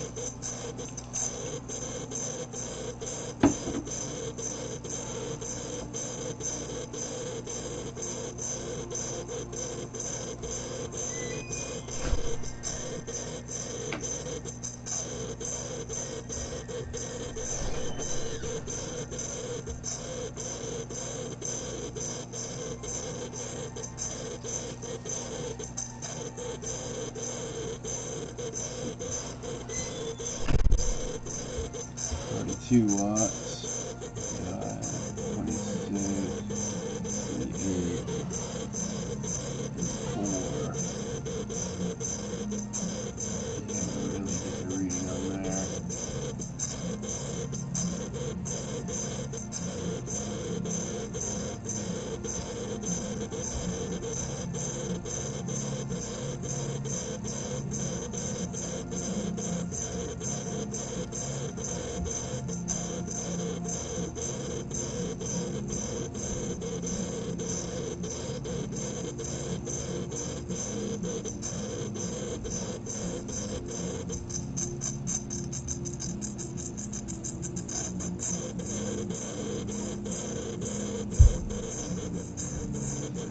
Alright, well, let it sit here for a little bit before we increase it.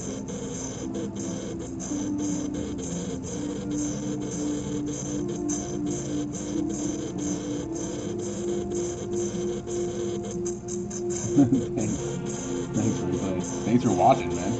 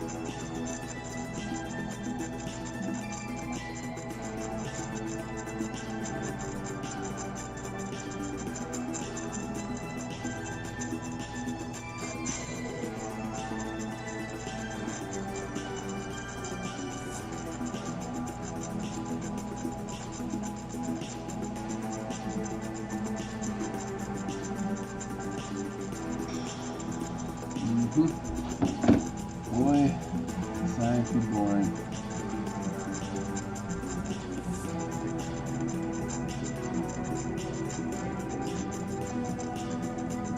Okay.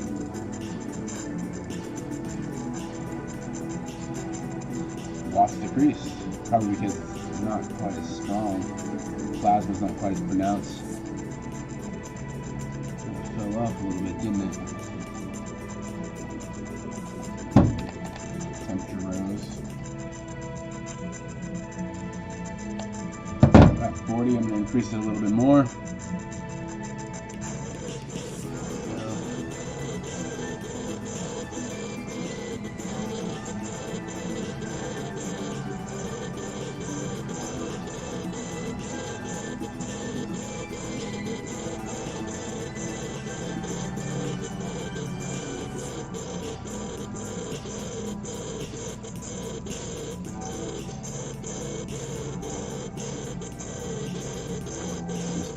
Touch.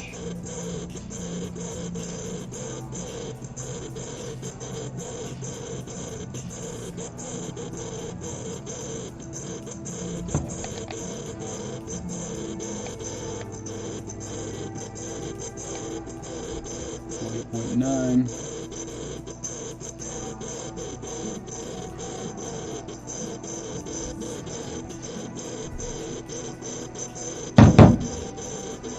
Give it some more time, increase it again. And ease into it.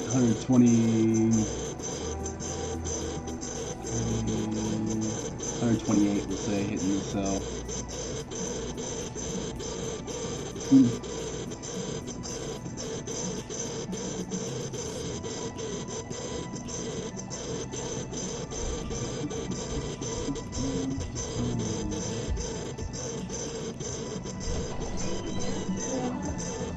What's up? Can you finish Josephine for a second? What? Or are you still live?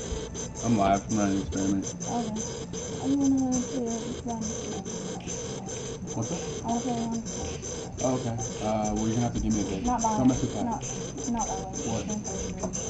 Oh, okay. Like mini pictures in it. I want to show you how to play. After lunch, we can do that. I'll be running this for the day. So. Alright. Yeah, thanks, man. Lobby music. What's that? Lobby music. Lobby music? Yeah, a little bit. Elevator music. Kinda. It's just background, like, synth wave.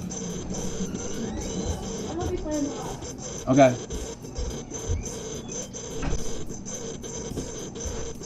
Okay, see his bedhead? I don't know. He got me shot. Having a no-care Sunday. Yeah, I appreciate it, Ray Clay. It's kind of boring for most people, so I'm glad that you like it. I think it's exciting, but only because of the prospect it has.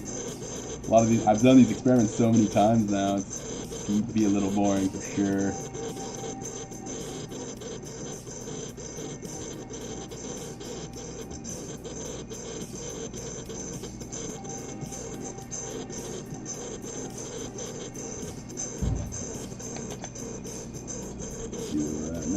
41.6.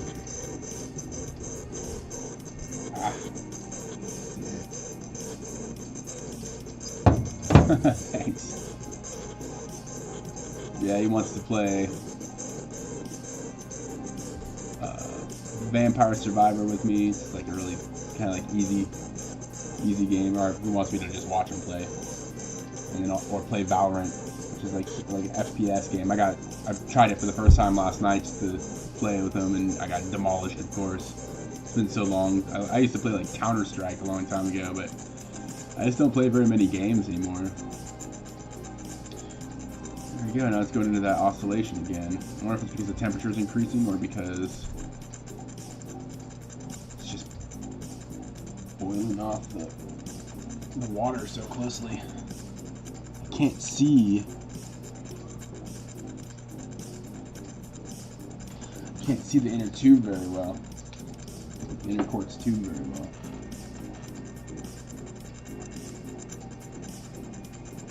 Yeah, it's a pretty fun game. It's just like a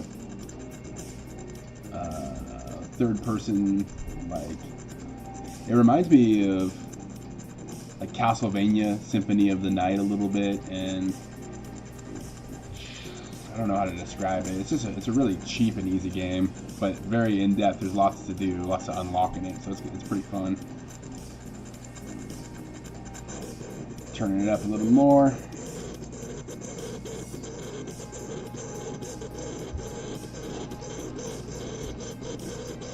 Cathode still seems intact. 140 volts DC into the cell now. 5.3, 3.1, 5.2, 4.3, 4.3, 5.7. We'll just say 5 milligauss at meter away. About a meter away.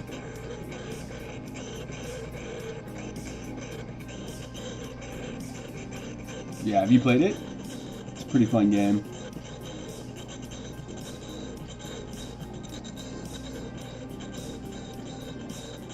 It's a simple game, but it's fun and addicting, and it's easy to get on and get off. You know, it's not like you have to commit hours and hours. So it makes it kind of fun.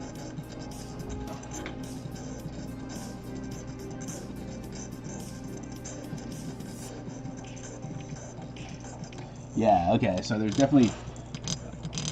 Oh, what's going on?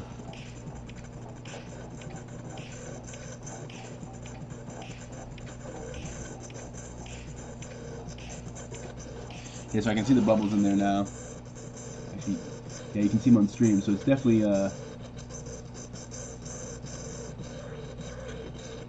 building up pressure in the tube, which is good. Okay, yeah, watch it on Twitch, yeah. I tried doing some of these experiments on Twitch, but didn't go over very well.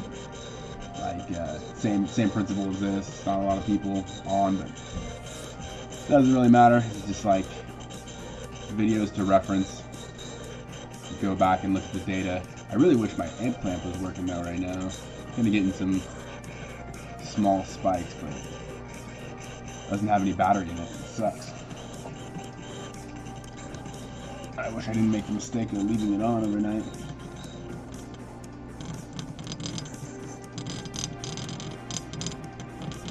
Wow.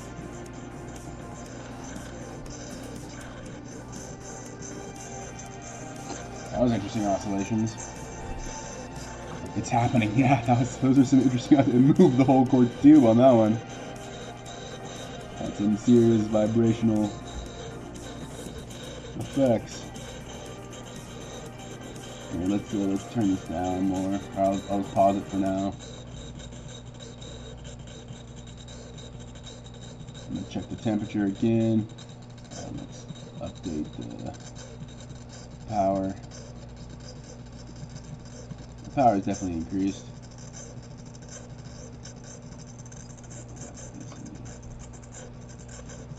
Large view perspective. There we go. Been stair-stepping the power.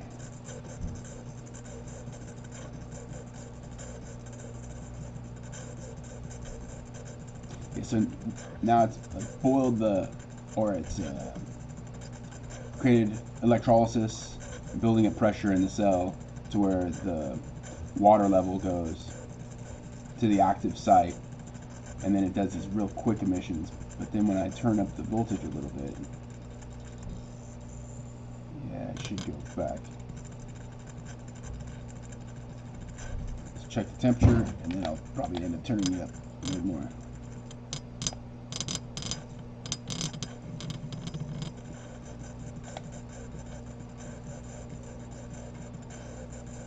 $44.9.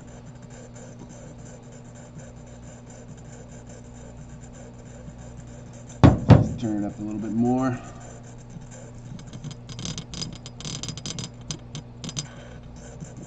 Maybe because it's resting on the bottom of it too. So the quartz tube is bouncing up and down on the bottom of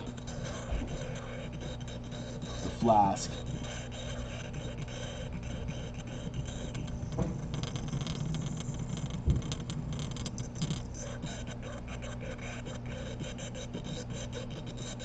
Oh. 44 watts of power.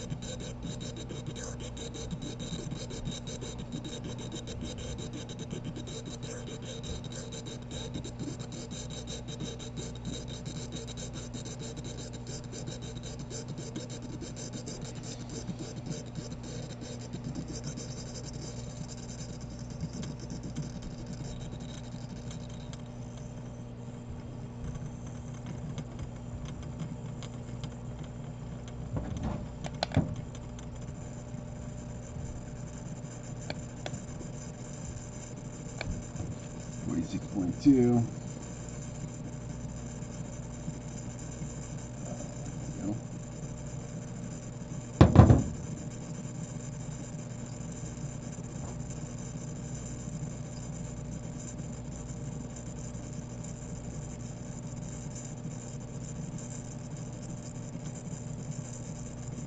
What part? See, I was talking about earlier about what? Which part?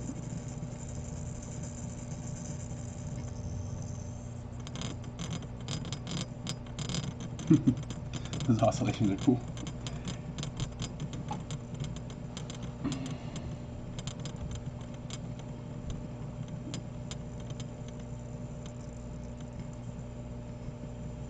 Oh wow.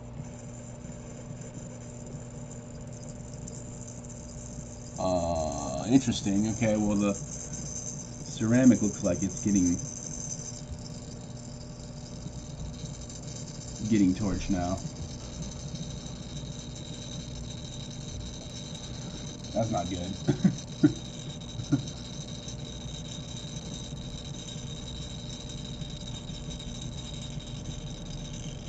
Expands kind of, yeah.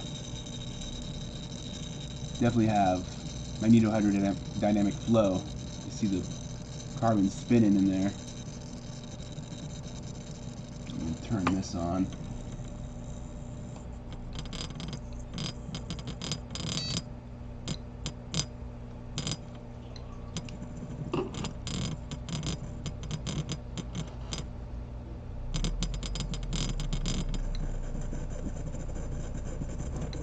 That's interesting. 47.1.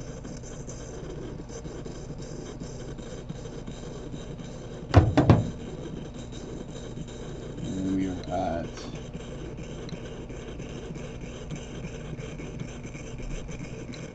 40 watts around, according to the data acquisition. 50 watts according to the wall wart.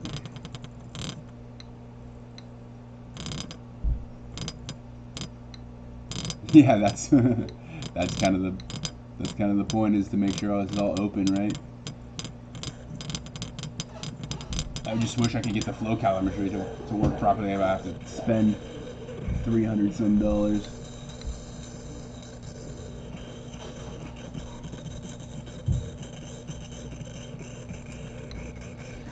All right, let's turn it up a little more. Just keep stair stepping this up.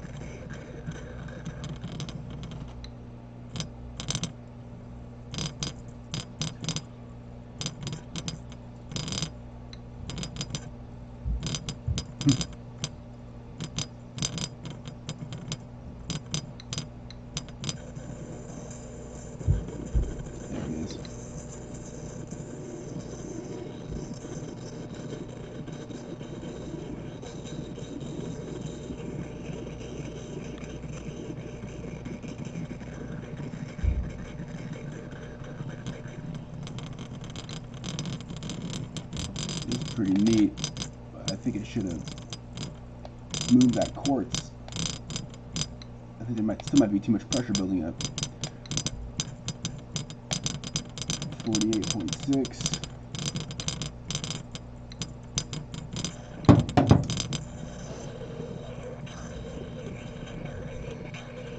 I'll be real interested to see what the ceramic looks like after this run.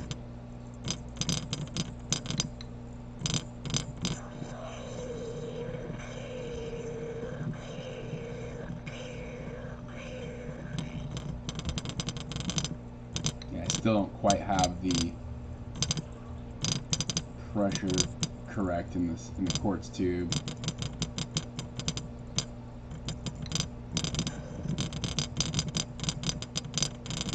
Sounds cool. I hope it doesn't bust the bottom of the flask.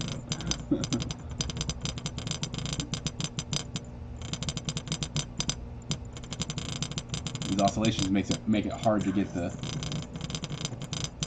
real power. Have to do averages, everything. Get the proper frequency. But it's so sporadic, it's kind of hard to do. Now we're just getting higher highs and lower lows as far as the peaks and valleys. Zoom in on it a bit here. Yeah.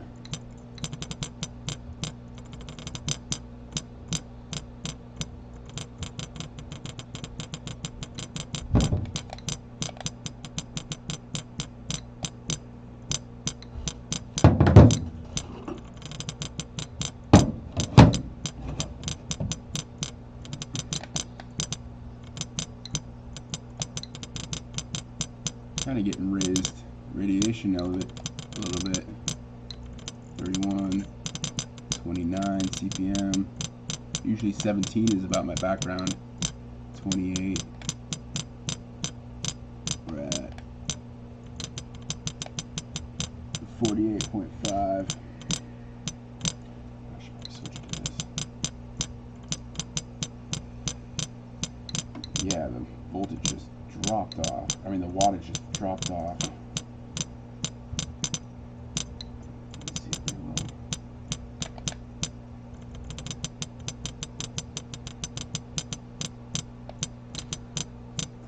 .6. Our temperature's still going up, even the total power seems to be going down because the oscillations are fewer and far in between.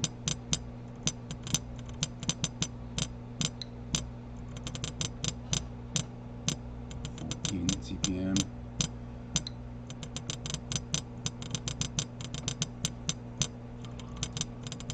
Oh man, this is nothing.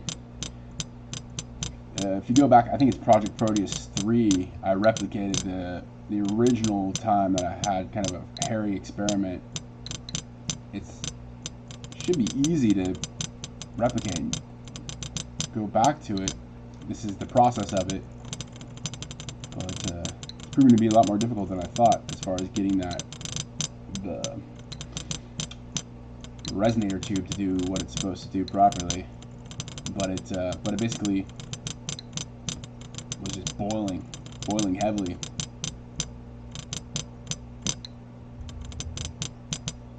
Fine resonance is right. Welcome.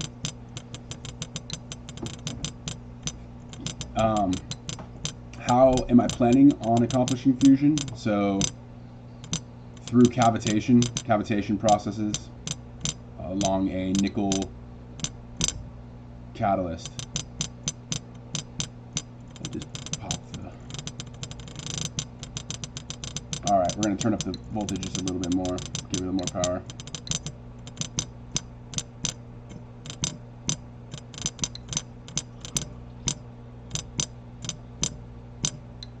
Whole quartz tube is bouncing up and down. Popping the hydrogen, probably. I have a write-up on it. If you go to Jeffrey Schultz, if you go up to conscious.energy, there's a whole write-up on on kind of the hypothesis that I'm testing. Essentially, it's using, yeah, very high localized temperatures, correct, to hopefully, the plan is to strip the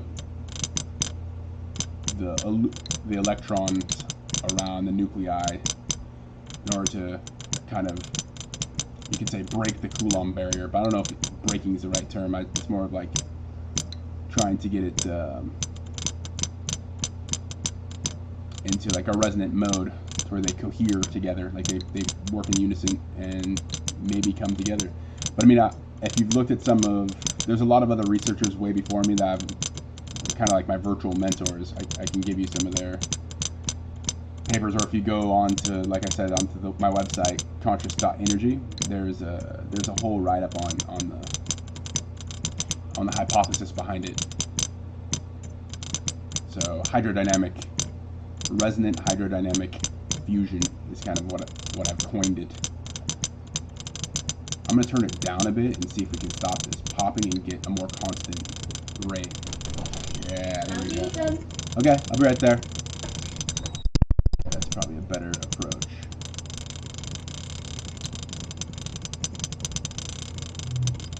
Yeah, I think that's probably going to be the better approach instead of trying to hit it so hard. I got to be more gentle with the current. Alright, let's update this.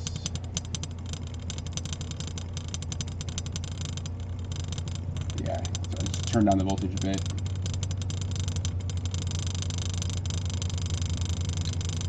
There we go. That's going to be a better approach. But so I have a quartz tube in there. If you go to the beginning of this video as well, like you'll see kind of, oh, there we go. That's what we like to see. Yeah, I was just hitting it too hard. Yeah, if you go to the beginning of this video, you can see how I set up the tube. There we go. That's what we like to see. Okay. 47.4 now. And I'd like to set up a mass flow calorimetry. That's kind of... That actually was my son, but my woman is very serious. Alright,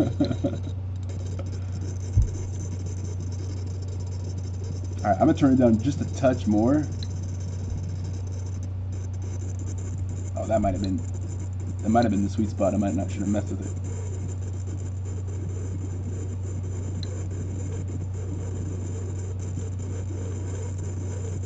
There we go. That looks much better. Okay, we'll leave it be there. I'm going to update this, and then I'm going to go have lunch with the fam. Let's see here.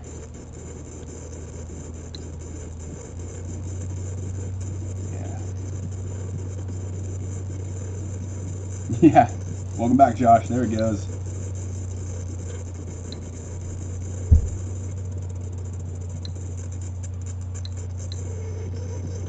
Pressure in the quartz tube still just isn't quite right, though.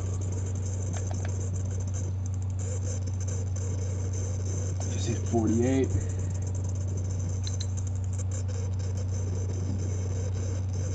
Okay. I'm gonna put on the music ever so quietly, and then go have lunch, and I'll be back in just a little bit.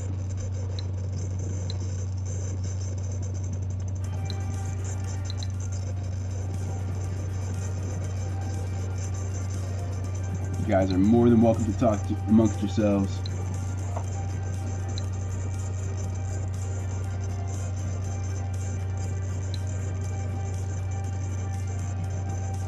It's kind of weird. It looks like the wire, I was hoping the wire would make that nice ball, that spherical shape on the ceramic, but it's looking like it might be receding into the ceramic, and now the ceramic is lighting up.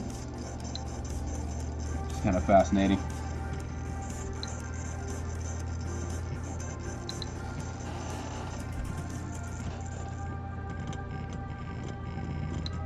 Yeah, you can see bubbles near the reaction site, which means that there's too much pressure is built up in the cell, is likely the story. Thanks, man. Yeah.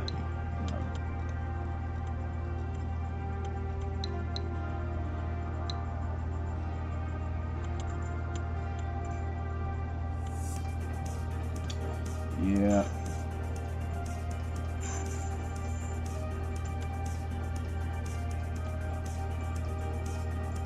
Should be going, but I want this to stay. I turned the power down a little more.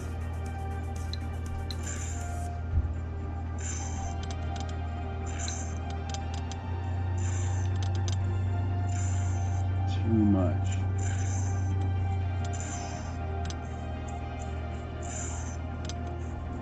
Too much pressure still.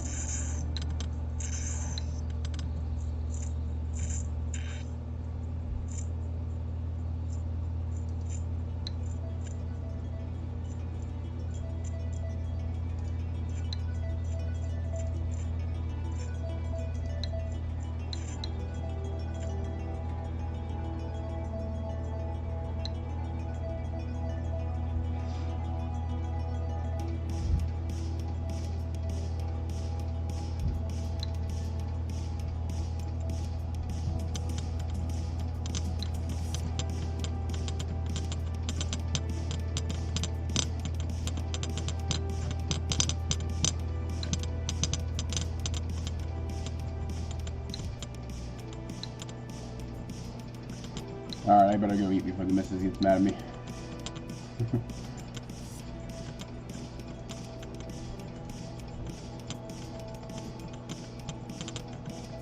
Turn it back up a little bit.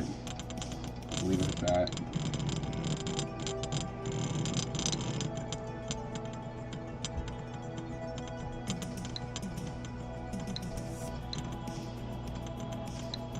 Be right back.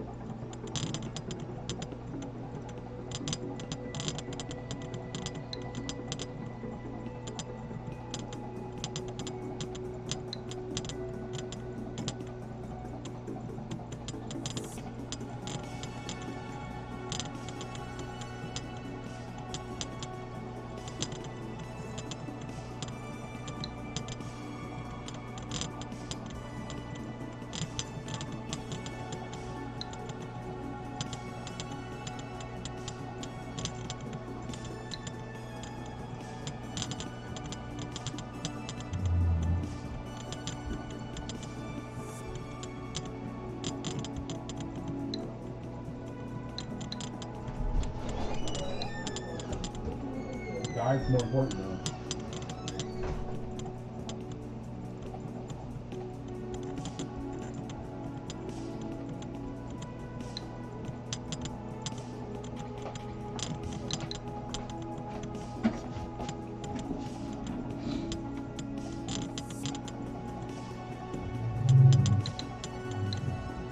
All right.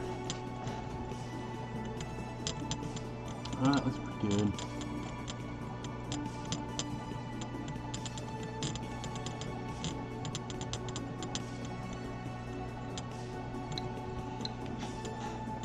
Turn it up a little bit again.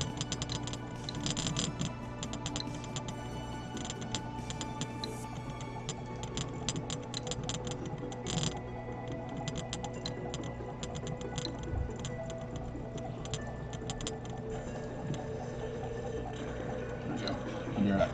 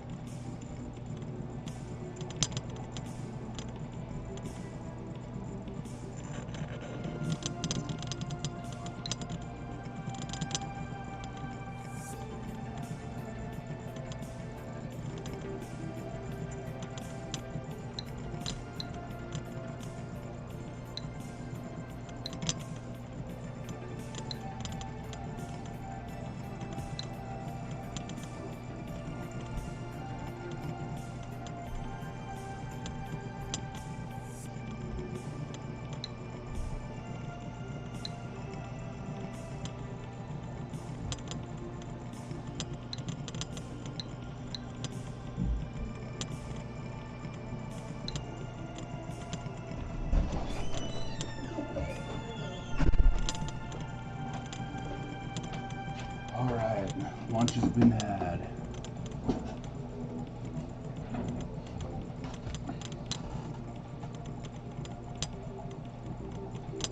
Man, this thing is just...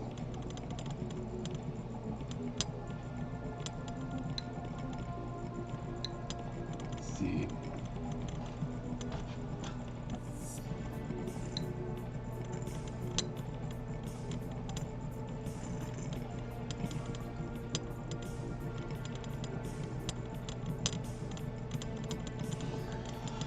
Okay, let's check the temperature.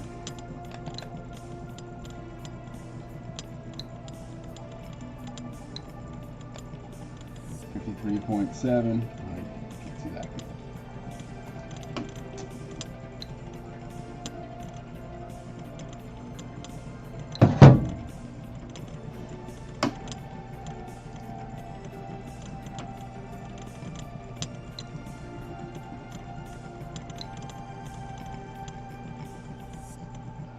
Watts have gone down.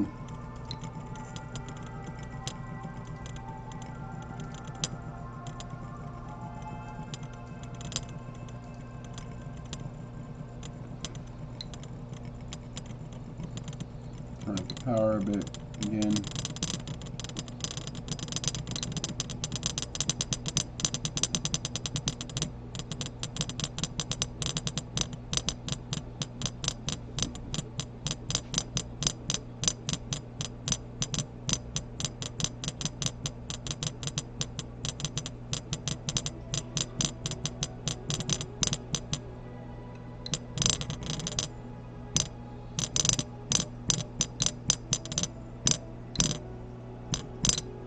Now I have it up so high.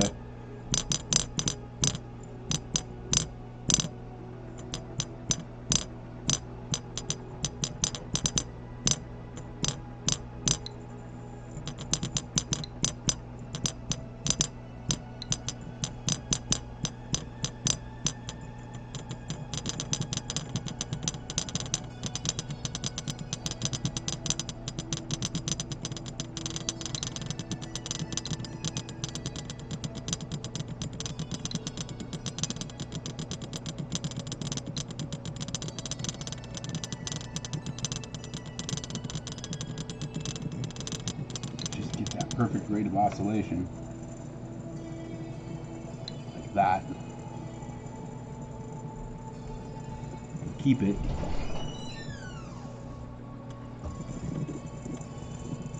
Huh? Oh, sorry. Oh.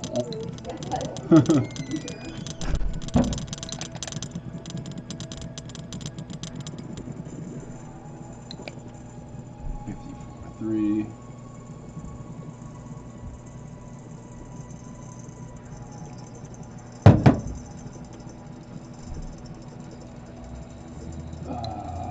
Increased the power and then dropped it.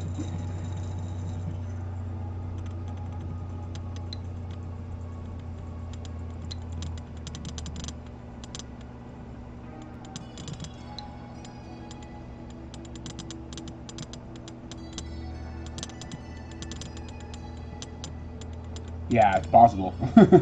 Oh, there we go. Maintain.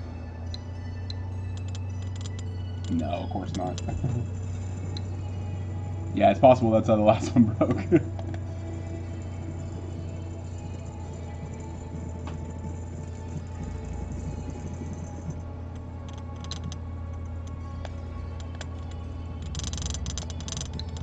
$55 now.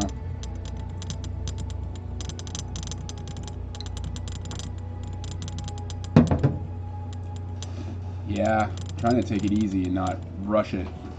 You kind of got to take it easy with the wires. If you try to rush it too fast, you'll end up melting the wire.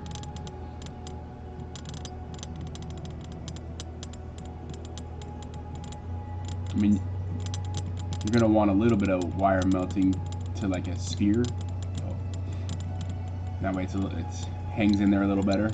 But if you crank it up too fast, it seems to make some type of shock from it heating and cooling really fast and will bust off, or it just straight melts altogether because it's heated too high.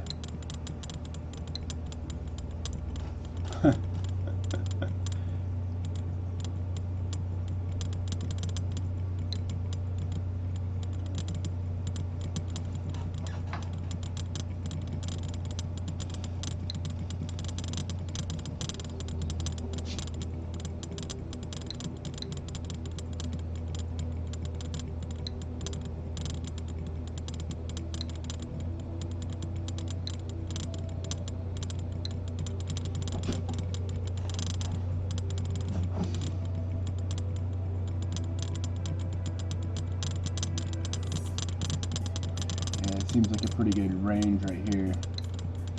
I don't want to really mess with it too much more.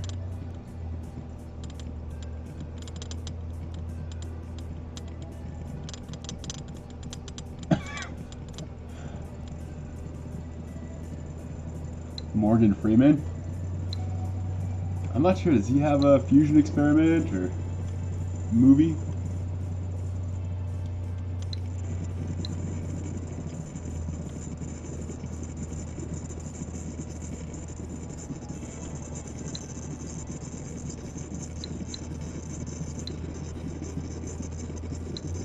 Pretty good spot right there.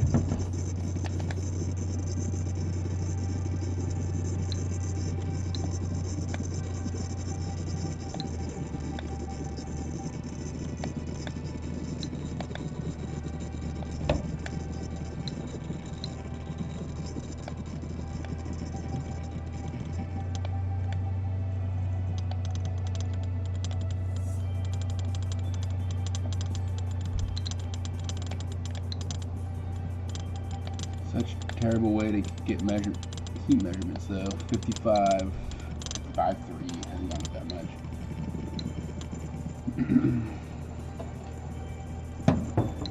About a fusion reactor? There we go, maintain that.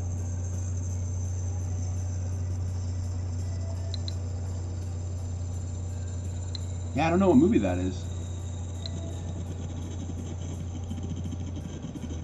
I have to look that up.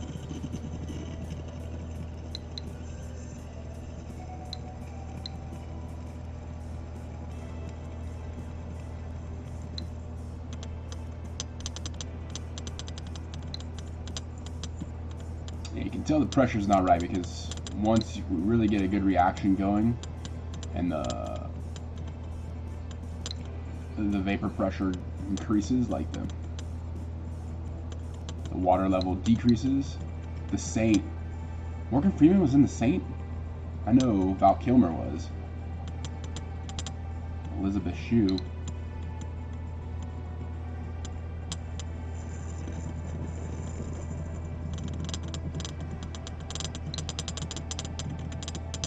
I'm gonna look it up.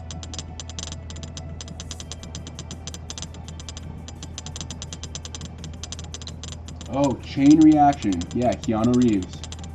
I don't think I ever saw that movie.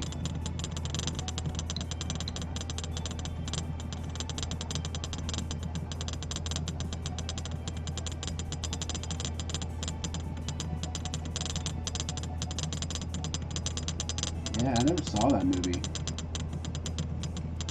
I should see that. I should watch that movie. Yeah, Chain Reaction.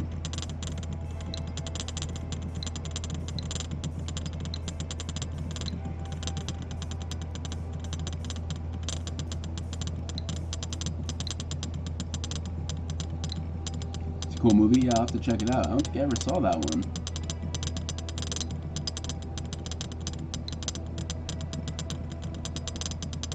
Probably be one of those movies though that makes me question if I should be doing these experiments in the first place, right?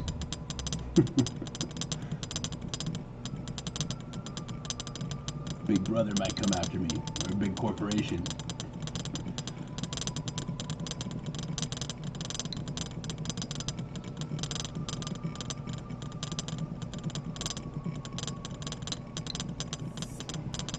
I think it's kind of the importance of keeping it open source to prevent any weird thing like that happening.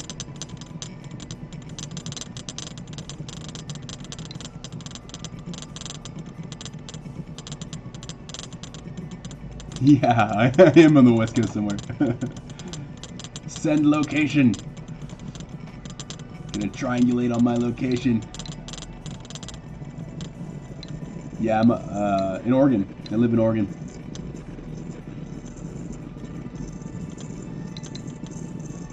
Yeah, I'm not sure if it's intentional either. I think it might just be like a subconscious social issue, you know? Like, how can energy be free if everything has to be paid for? Everything is like intellectual property is, you know,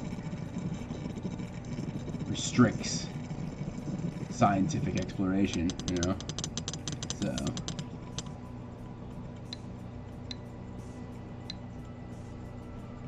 aw, what happened?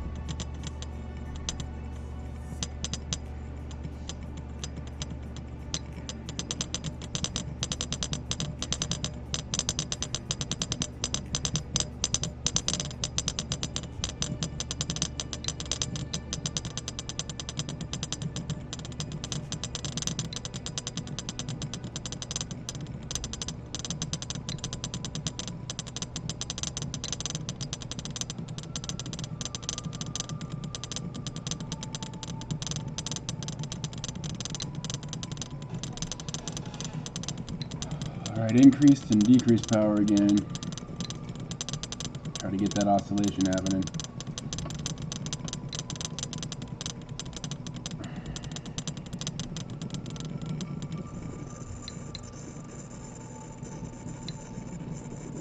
What's the power profile?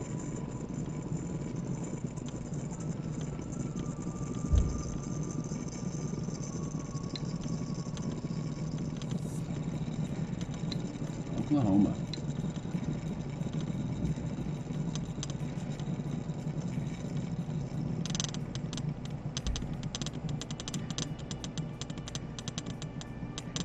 How's the weather in Oklahoma?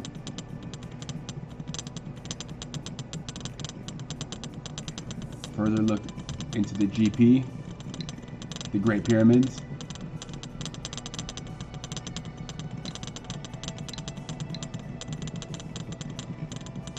Thanks for the update, Corky.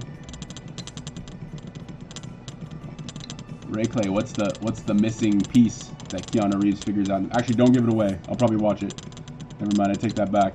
No spoiler.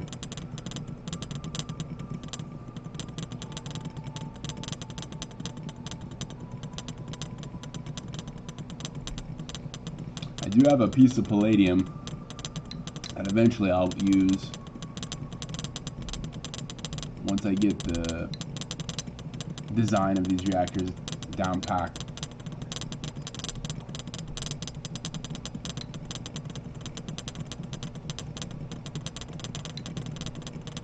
Nice today. Yeah, it's kind of cloudy, overcast here. It's usually the case. Oklahoma's got to be a lot more affordable than where I live.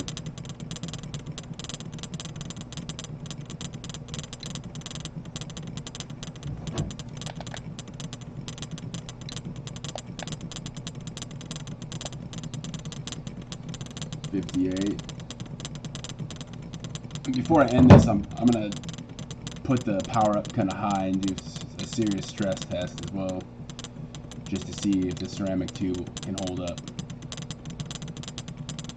The alumina tube. Oh, looks like the music's done. I want it to go to something else.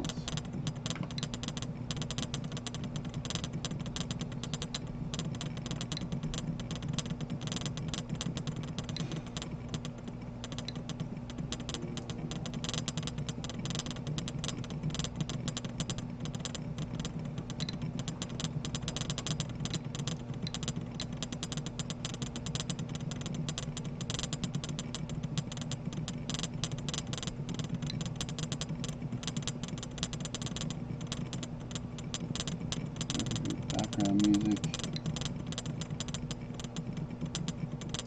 This one.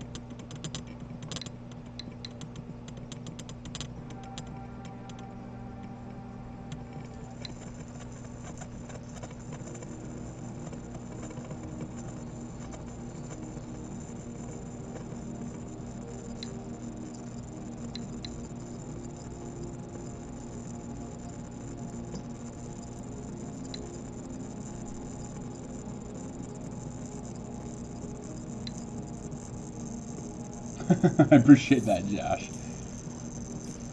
I like Bob a lot too. I chat with him often, but man, he definitely is on the, I don't know, the theoretical exploration side of things, and has a lot of postulates, you know, which is cool. But I've talked to him about this, but I'd rather, you know, ask nature the questions and do experiments. He has the ultra experiment, and I asked him, you know, if he's done the ESM on the foil. He says that there's supposed to be crenulated iron spheres, but I haven't seen the actual data. I asked him for it. I still haven't got really a response on that one. It'd be nice to see. I mean, that would be really, that would be like a smoking gun if you did these ultrasonic experiments and there is ferritic material. Like, you would definitely want to share that, right? So that's why I asked him.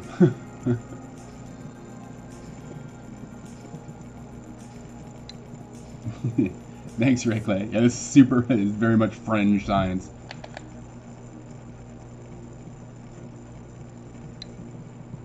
$58.5, $58.8.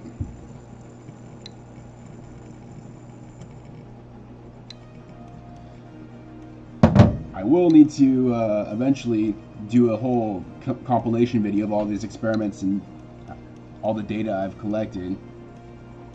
I'm going to turn the power back up and try to get us to oscillate again. Guessing that it might have recessed into the ceramic, like you were saying, Josh. There we go. And it looks that way since the ceramic's looks like the ceramic's lighting up a bit.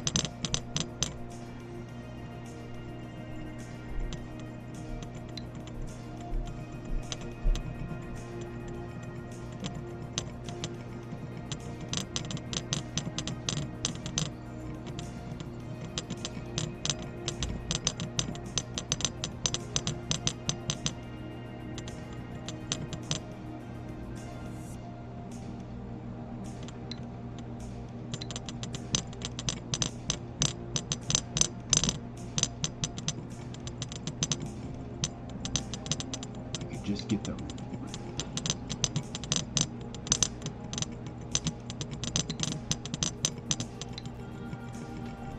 I know there'd be a good circuit design too to be able to have a feedback, right? Like a sniffer circuit. You'd be able to get that right resonant frequency.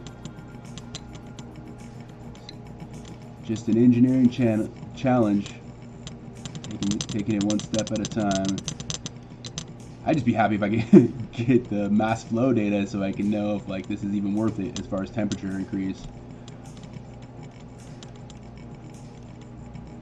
I mean, other people say it is. Other scientists that have come before me.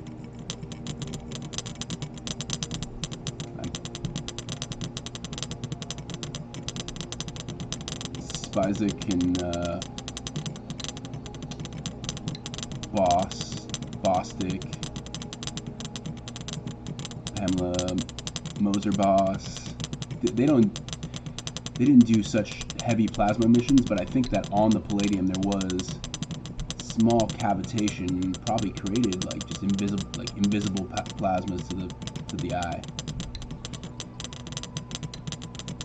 You could say plasmas or just emissions. Just say emissions. It doesn't necessarily have to be a plasma. Just a radical phase change, an excited phase change.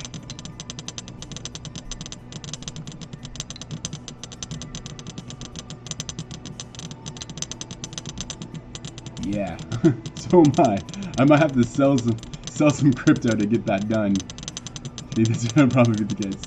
That would be the case, and luckily, crypto market's gone up quite a bit, so I have to sell a little bit of Bitcoin in order to be able to afford the ultrasonic flow sensor and the oh shit, what do you call it? The dosimetric pump, which is a really accurate pump instead of using one of these magnetic pumps.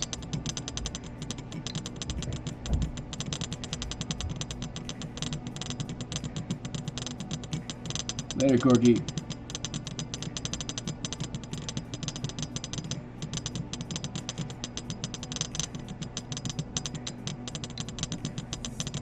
Yeah, I'll look into that because I was interested in what you're talking about exactly. It's called Why Solar Eclipses Create Those Crescent-Shaped Lights.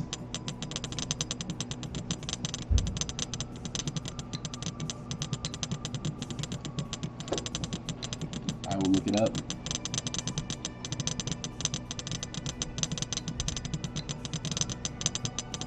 Put a reminder for it.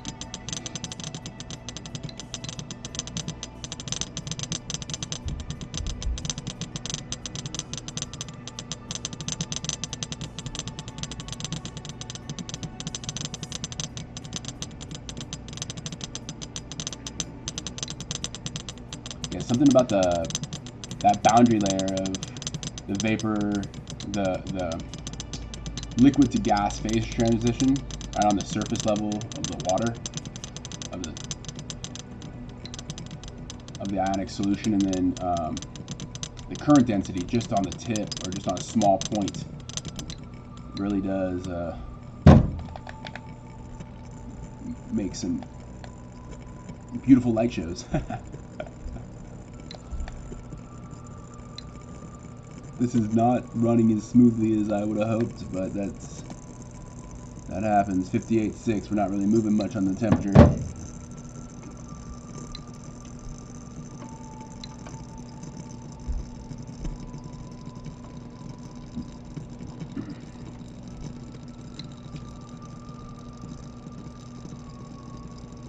Yeah. Yeah. It'd be cool to see. Yeah, I'm gonna bump this up a bit again and ease back into it.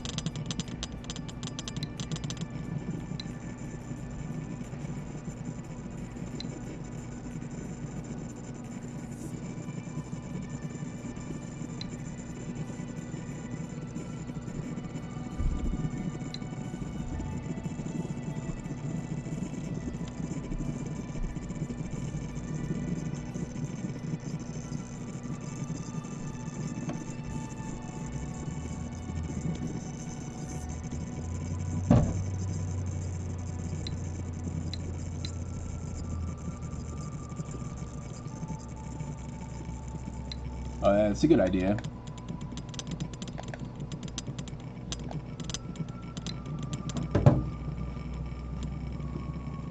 There was a gentleman in Ohio,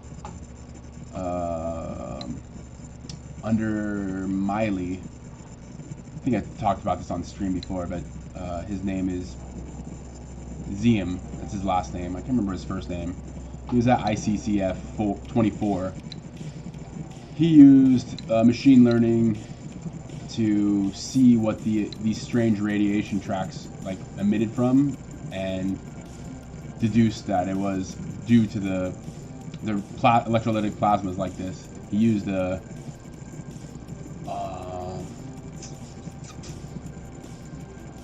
not CR39. I think he just used X-ray emulsion film, X-ray emulsion film.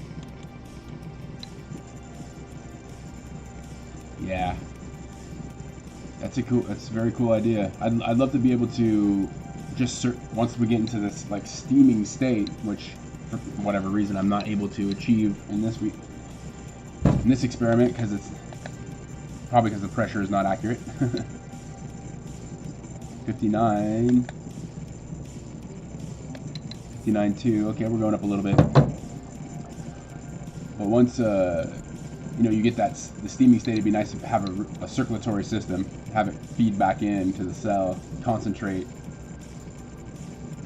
you know, deuterium and stuff, and add in more solution.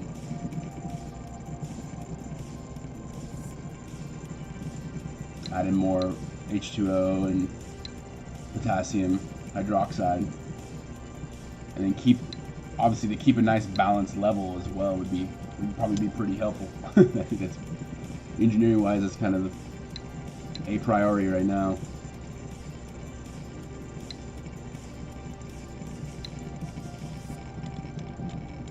So keep having these problems.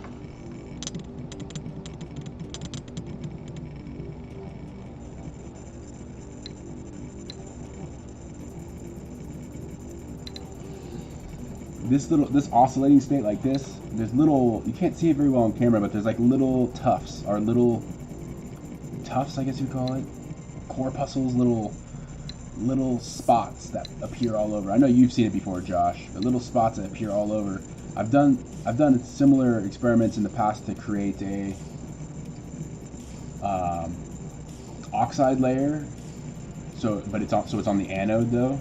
For like on titanium, you can make like titanium oxide. I have a YouTube video on that. It's called plasma electrolytic oxidization, PEO, or also there's a couple names for it, but they use it in aerospace to create a corrosive resistant layer around materials, and it basically creates these cavitational spots that leave behind a deposit of an oxide layer, really strong oxide layer that's corrosion resistant. The only reason I bring that up is because I hypothesize that similar things can be happening in here, only it'd be a hydride layer, right? So interesting to think about.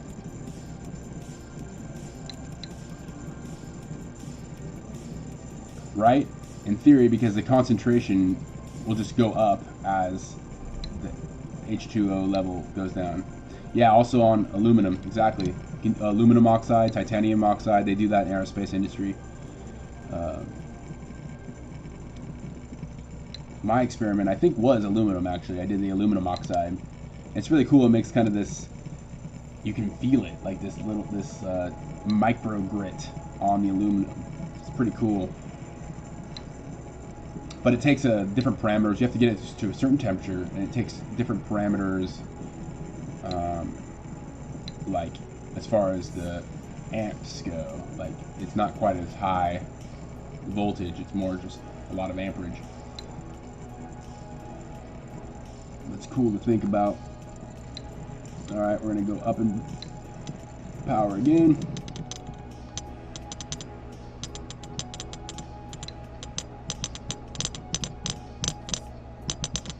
Back down.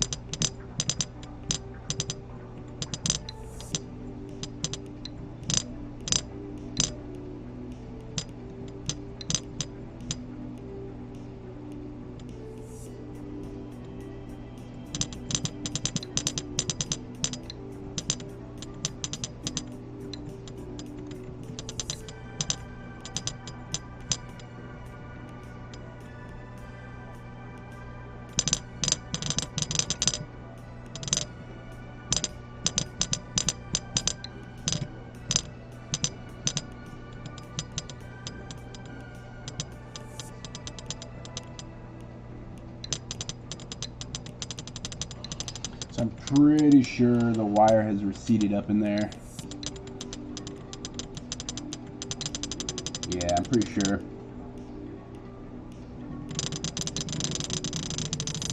Really hard to maintain that steady state of oscillation.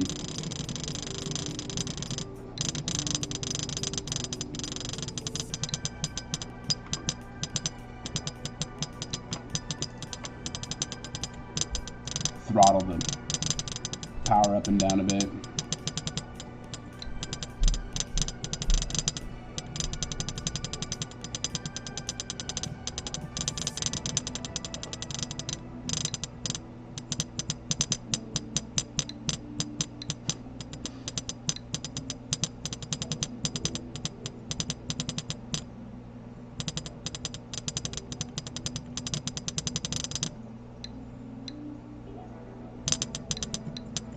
Fire from water.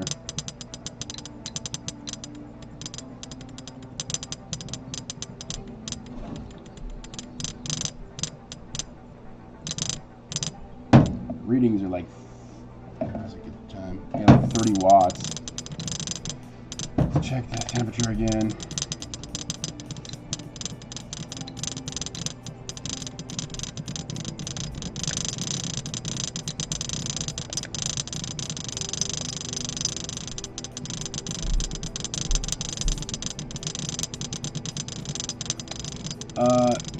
So far, just in between north-south.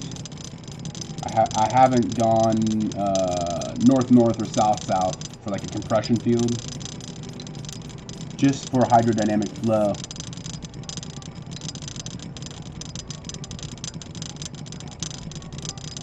Oh, that's cool. That's a ceramic tube popping.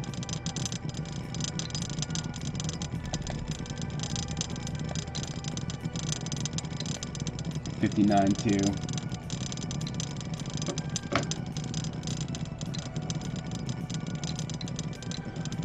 I haven't put it right around the reaction zone, just very close. Right now I have just a really strong N52 on the bottom of the flask, not in the reaction. I have to use ceramic if I want to put anything in the reaction zone, because that nickel might contribute to the cell, might destroy the chromium nickel outer magnet of a neodymium.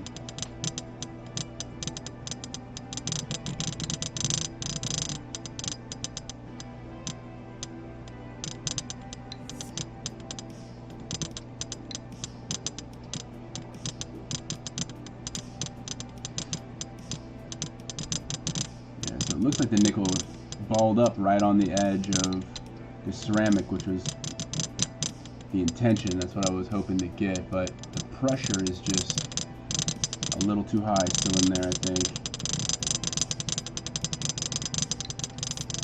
It'd be lovely if it catalyzed.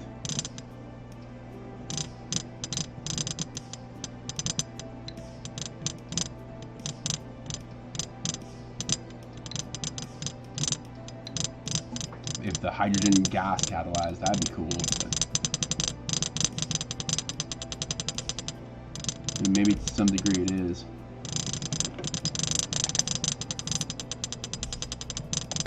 $60.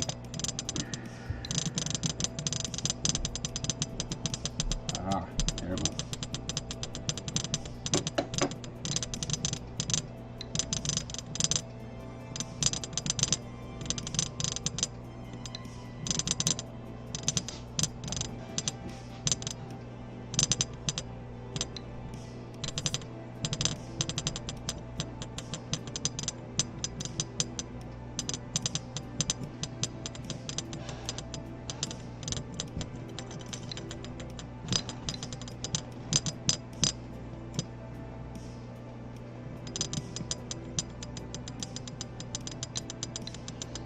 We're not even getting any steam.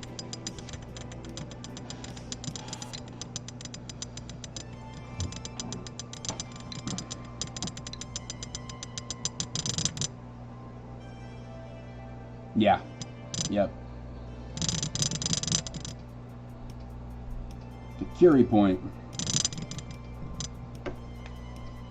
Nickel too loses its magnetic dipoles as a Curie temperature, right? So that's kind of another thing I hypothesize on having a magnet near it, is that you're gaining and losing these magnetic moment domains, so it could be another form of oscillation in the atomic lattice. Something to consider, anyways. Why it did so well with the magnet.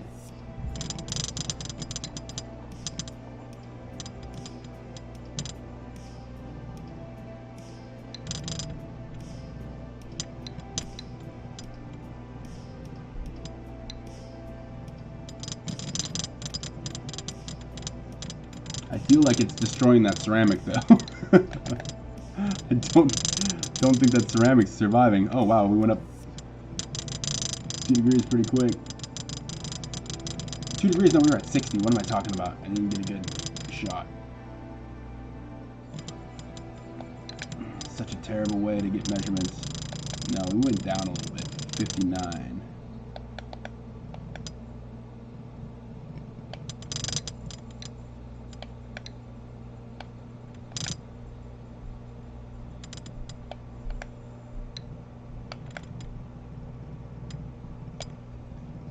Nope, 60.8. Trying to hit the same spot over and over, but it's hard.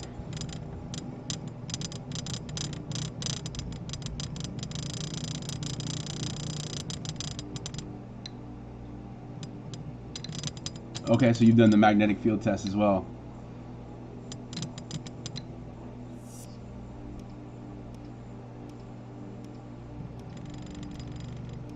So, like, in the middle of a ceramic magnet type of thing, or just right above it where the magnetic intensity is at its peak?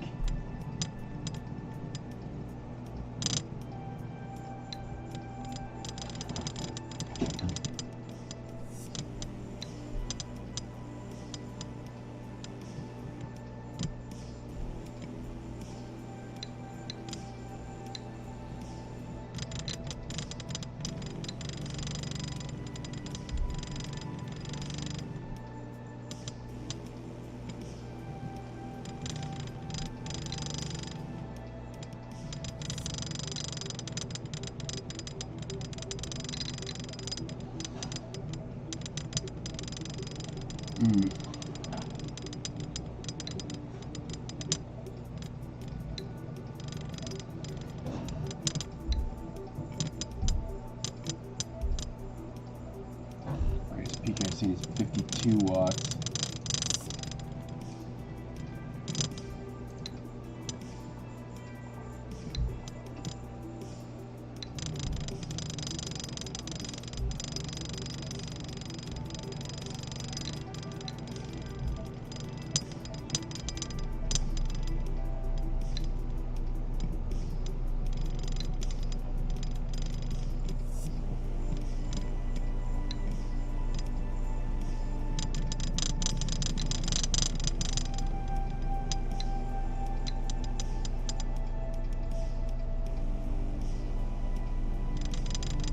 Yeah, it looks like it's just eating that ceramic.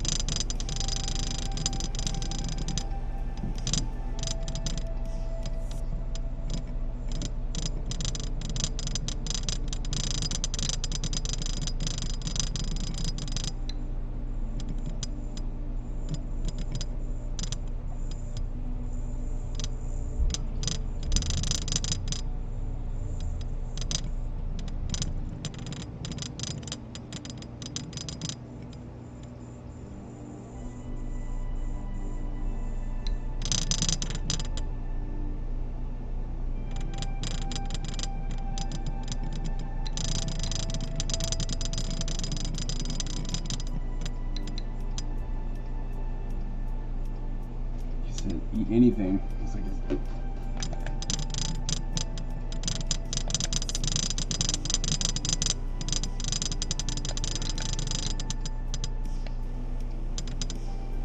$62.5.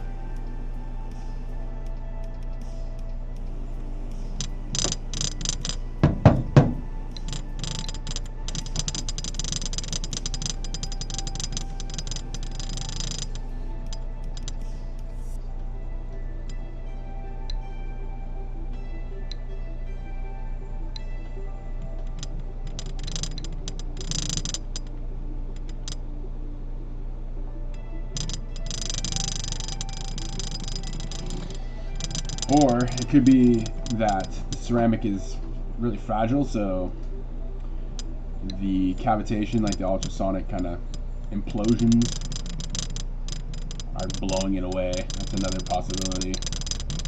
So we can't rule that out either.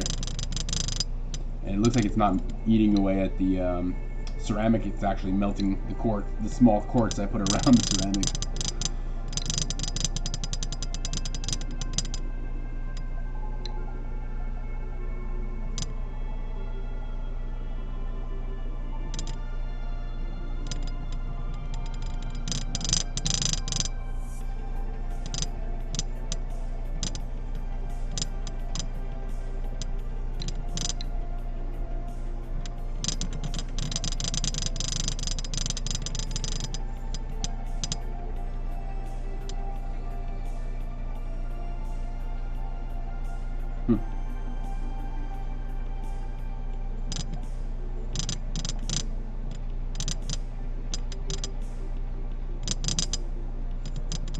That's interesting.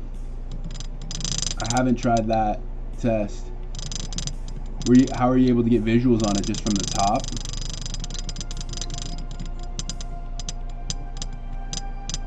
And what effects did you see? And what was your, oh, you were using tungsten. That's right. I think that's what you said before. You were using tungsten.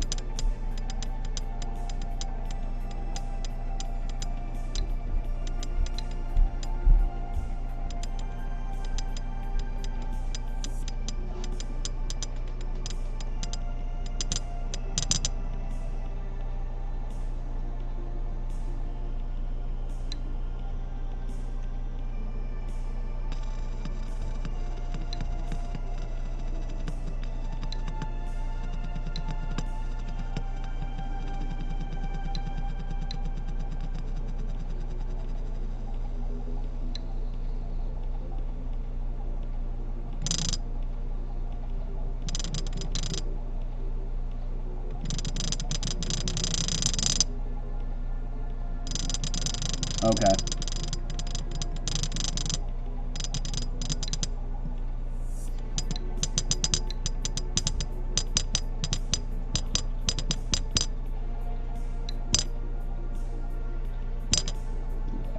Blowing out.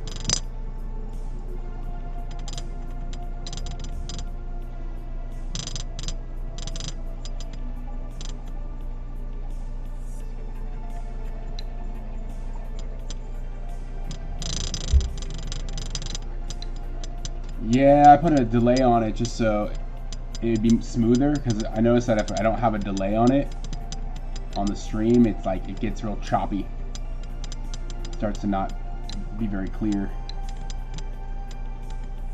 If I had maybe higher speed internet, if I was paying for the 5 gig or 10 gig or whatever it is upload speed, it might be better.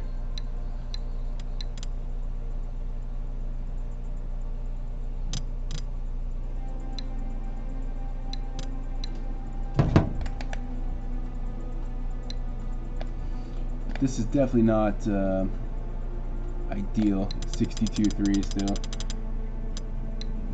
Definitely not the best run I've ever had. But I'm interested to see what the electrode looks like. I just throttled the power up and down again.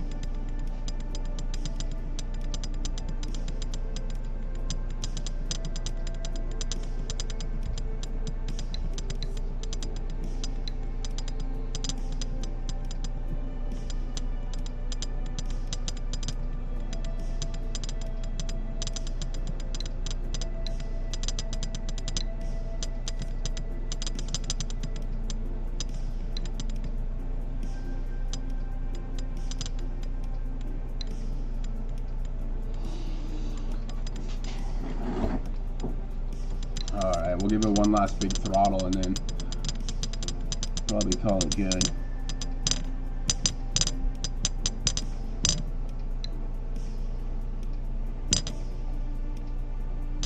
Like I said, I'm going to push it a bit here.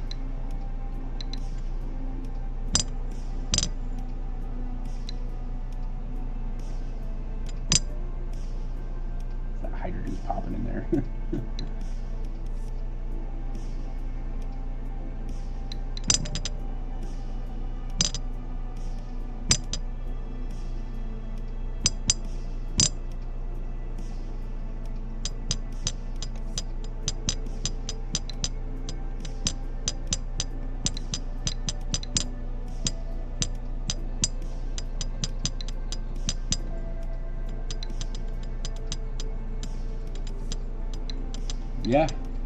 Yeah, no problem, man.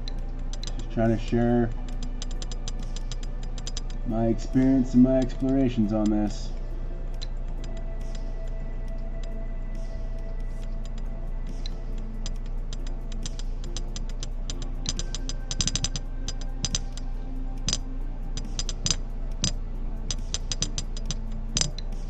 And I encourage anybody who can do this stuff safely to freaking do it. Be nice to see more academies do it.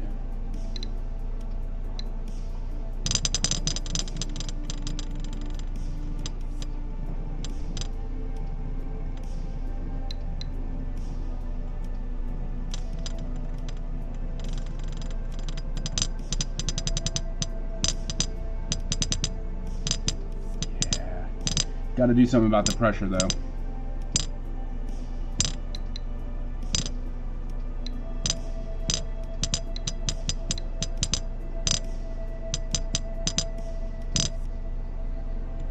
Yeah, the live streams. I have some long ones, but I think one of the more impressive ones is the Project Proteus 3, or like you could go onto Instagram and look at Conscious Energies, plural. I have a it's all linked to my website. It's on my website in the top right, and you can see some of the videos I've done on there, where you can see the more sustained reactions. This one's not very sustained. I'm not being able to get that clean oscillation.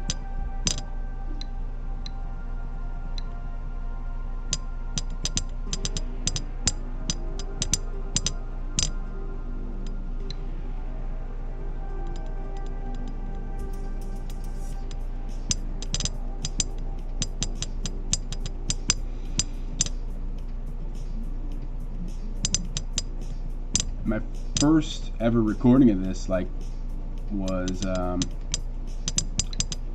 nickel titanium. That was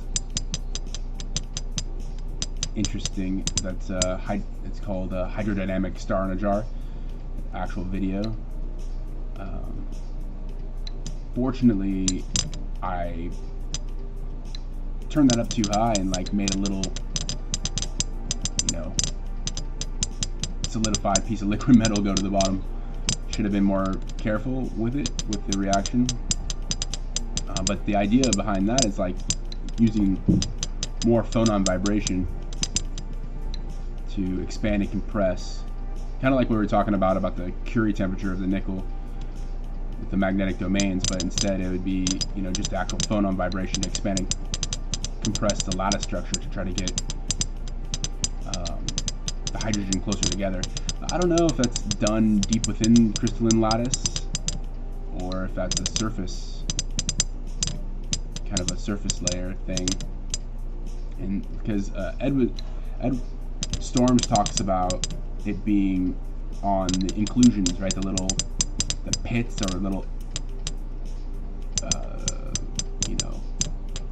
vacancies on the boundary layer of the palladium lattice.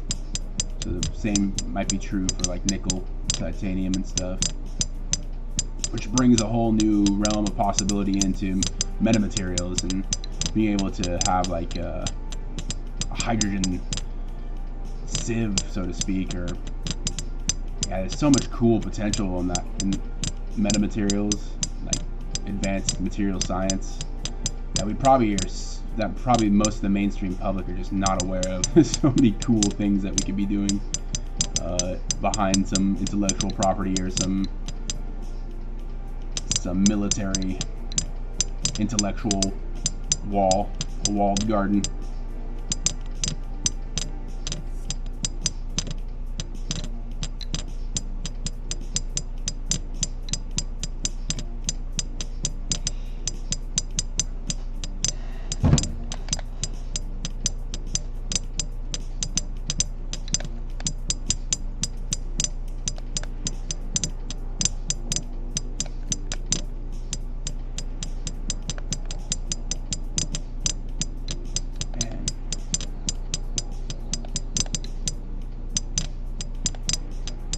So hard to get accurate temperature reading here.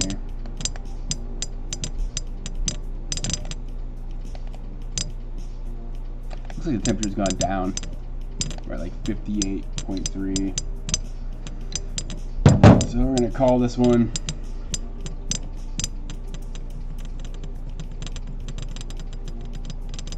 maybe we'll lower it and see if we can get into that oscillatory state one more time.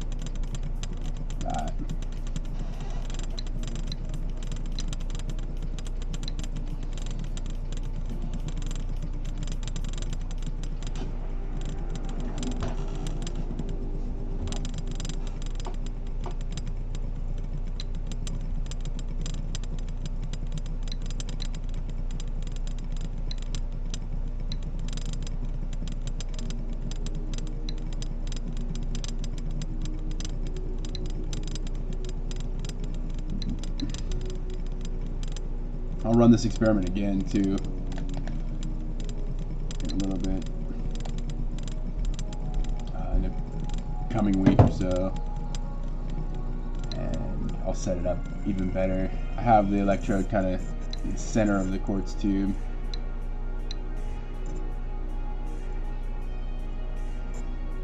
I'll try to get it a quarter of the way in the quartz tube next time.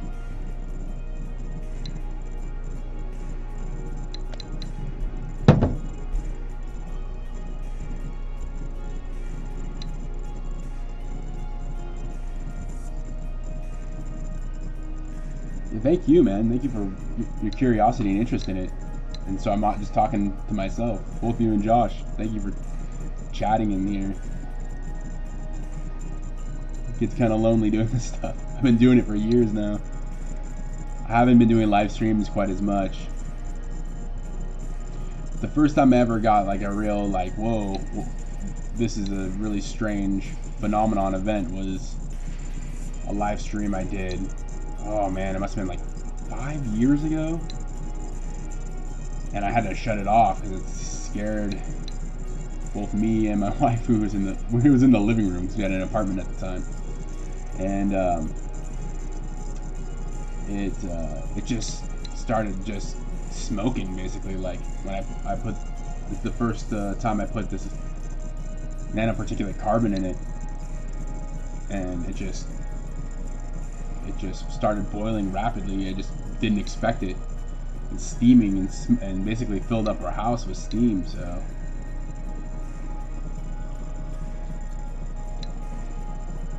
just move across the cathode. Okay. Yeah, so am I. That's what I'm excited about. This is about stress testing, right? So I agree with you, Josh. I'm curious to see what it looks like. I'll have to wait till it cools down a little bit. I can do that on this stream, just have to be patient. Wait till it cools down a little bit.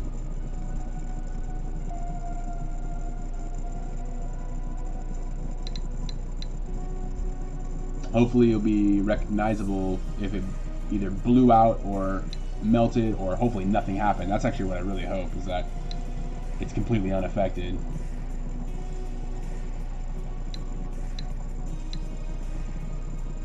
Because for engineering purposes, it would be much better if it could withstand withstand the plasma.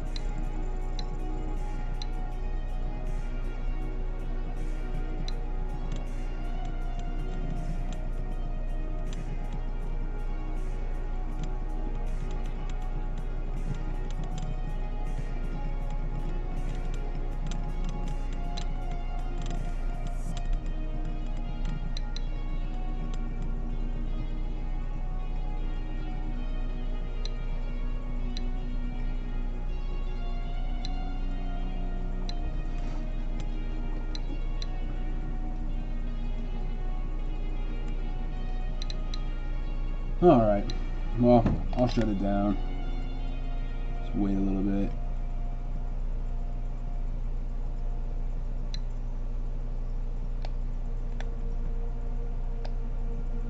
.7, 61.4, 61.7, 61.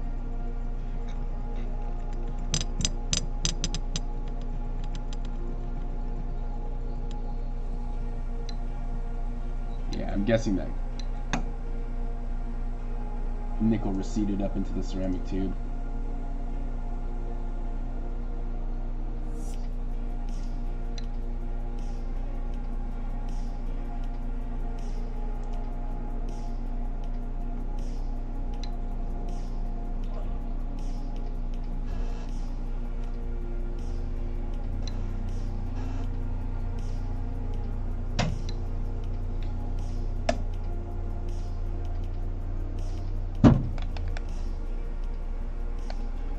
.62.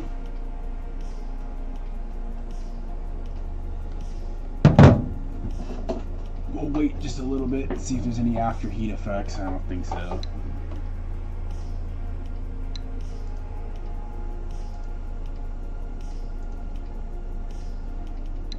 Power's off.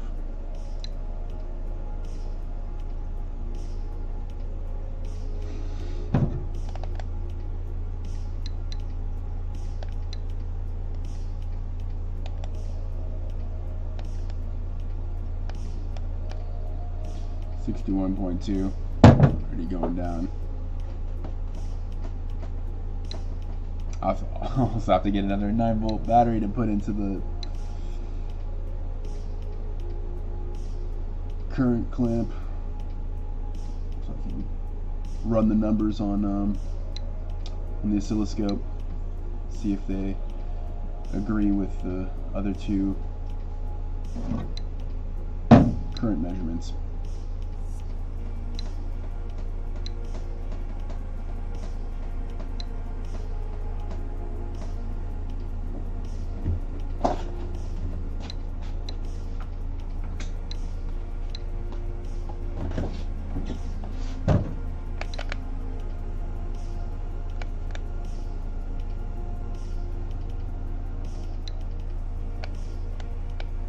.6. So yeah, going down. Alright, well, I will close this stream, and then in like an hour or so I'll do like a post-mortem, and then we'll take a look at the ceramic tube, and then we'll call it a day. Not quite the best result, but it's certainly better than with the other two experiments. For the most part, the other two experiments I did. It's got to get the pressure in that tube properly.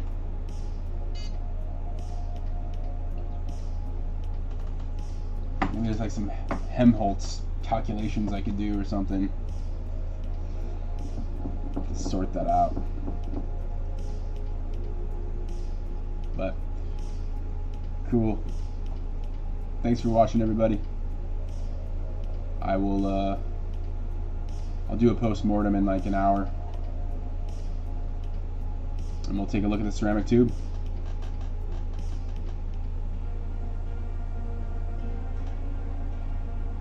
You too, Ray Clay.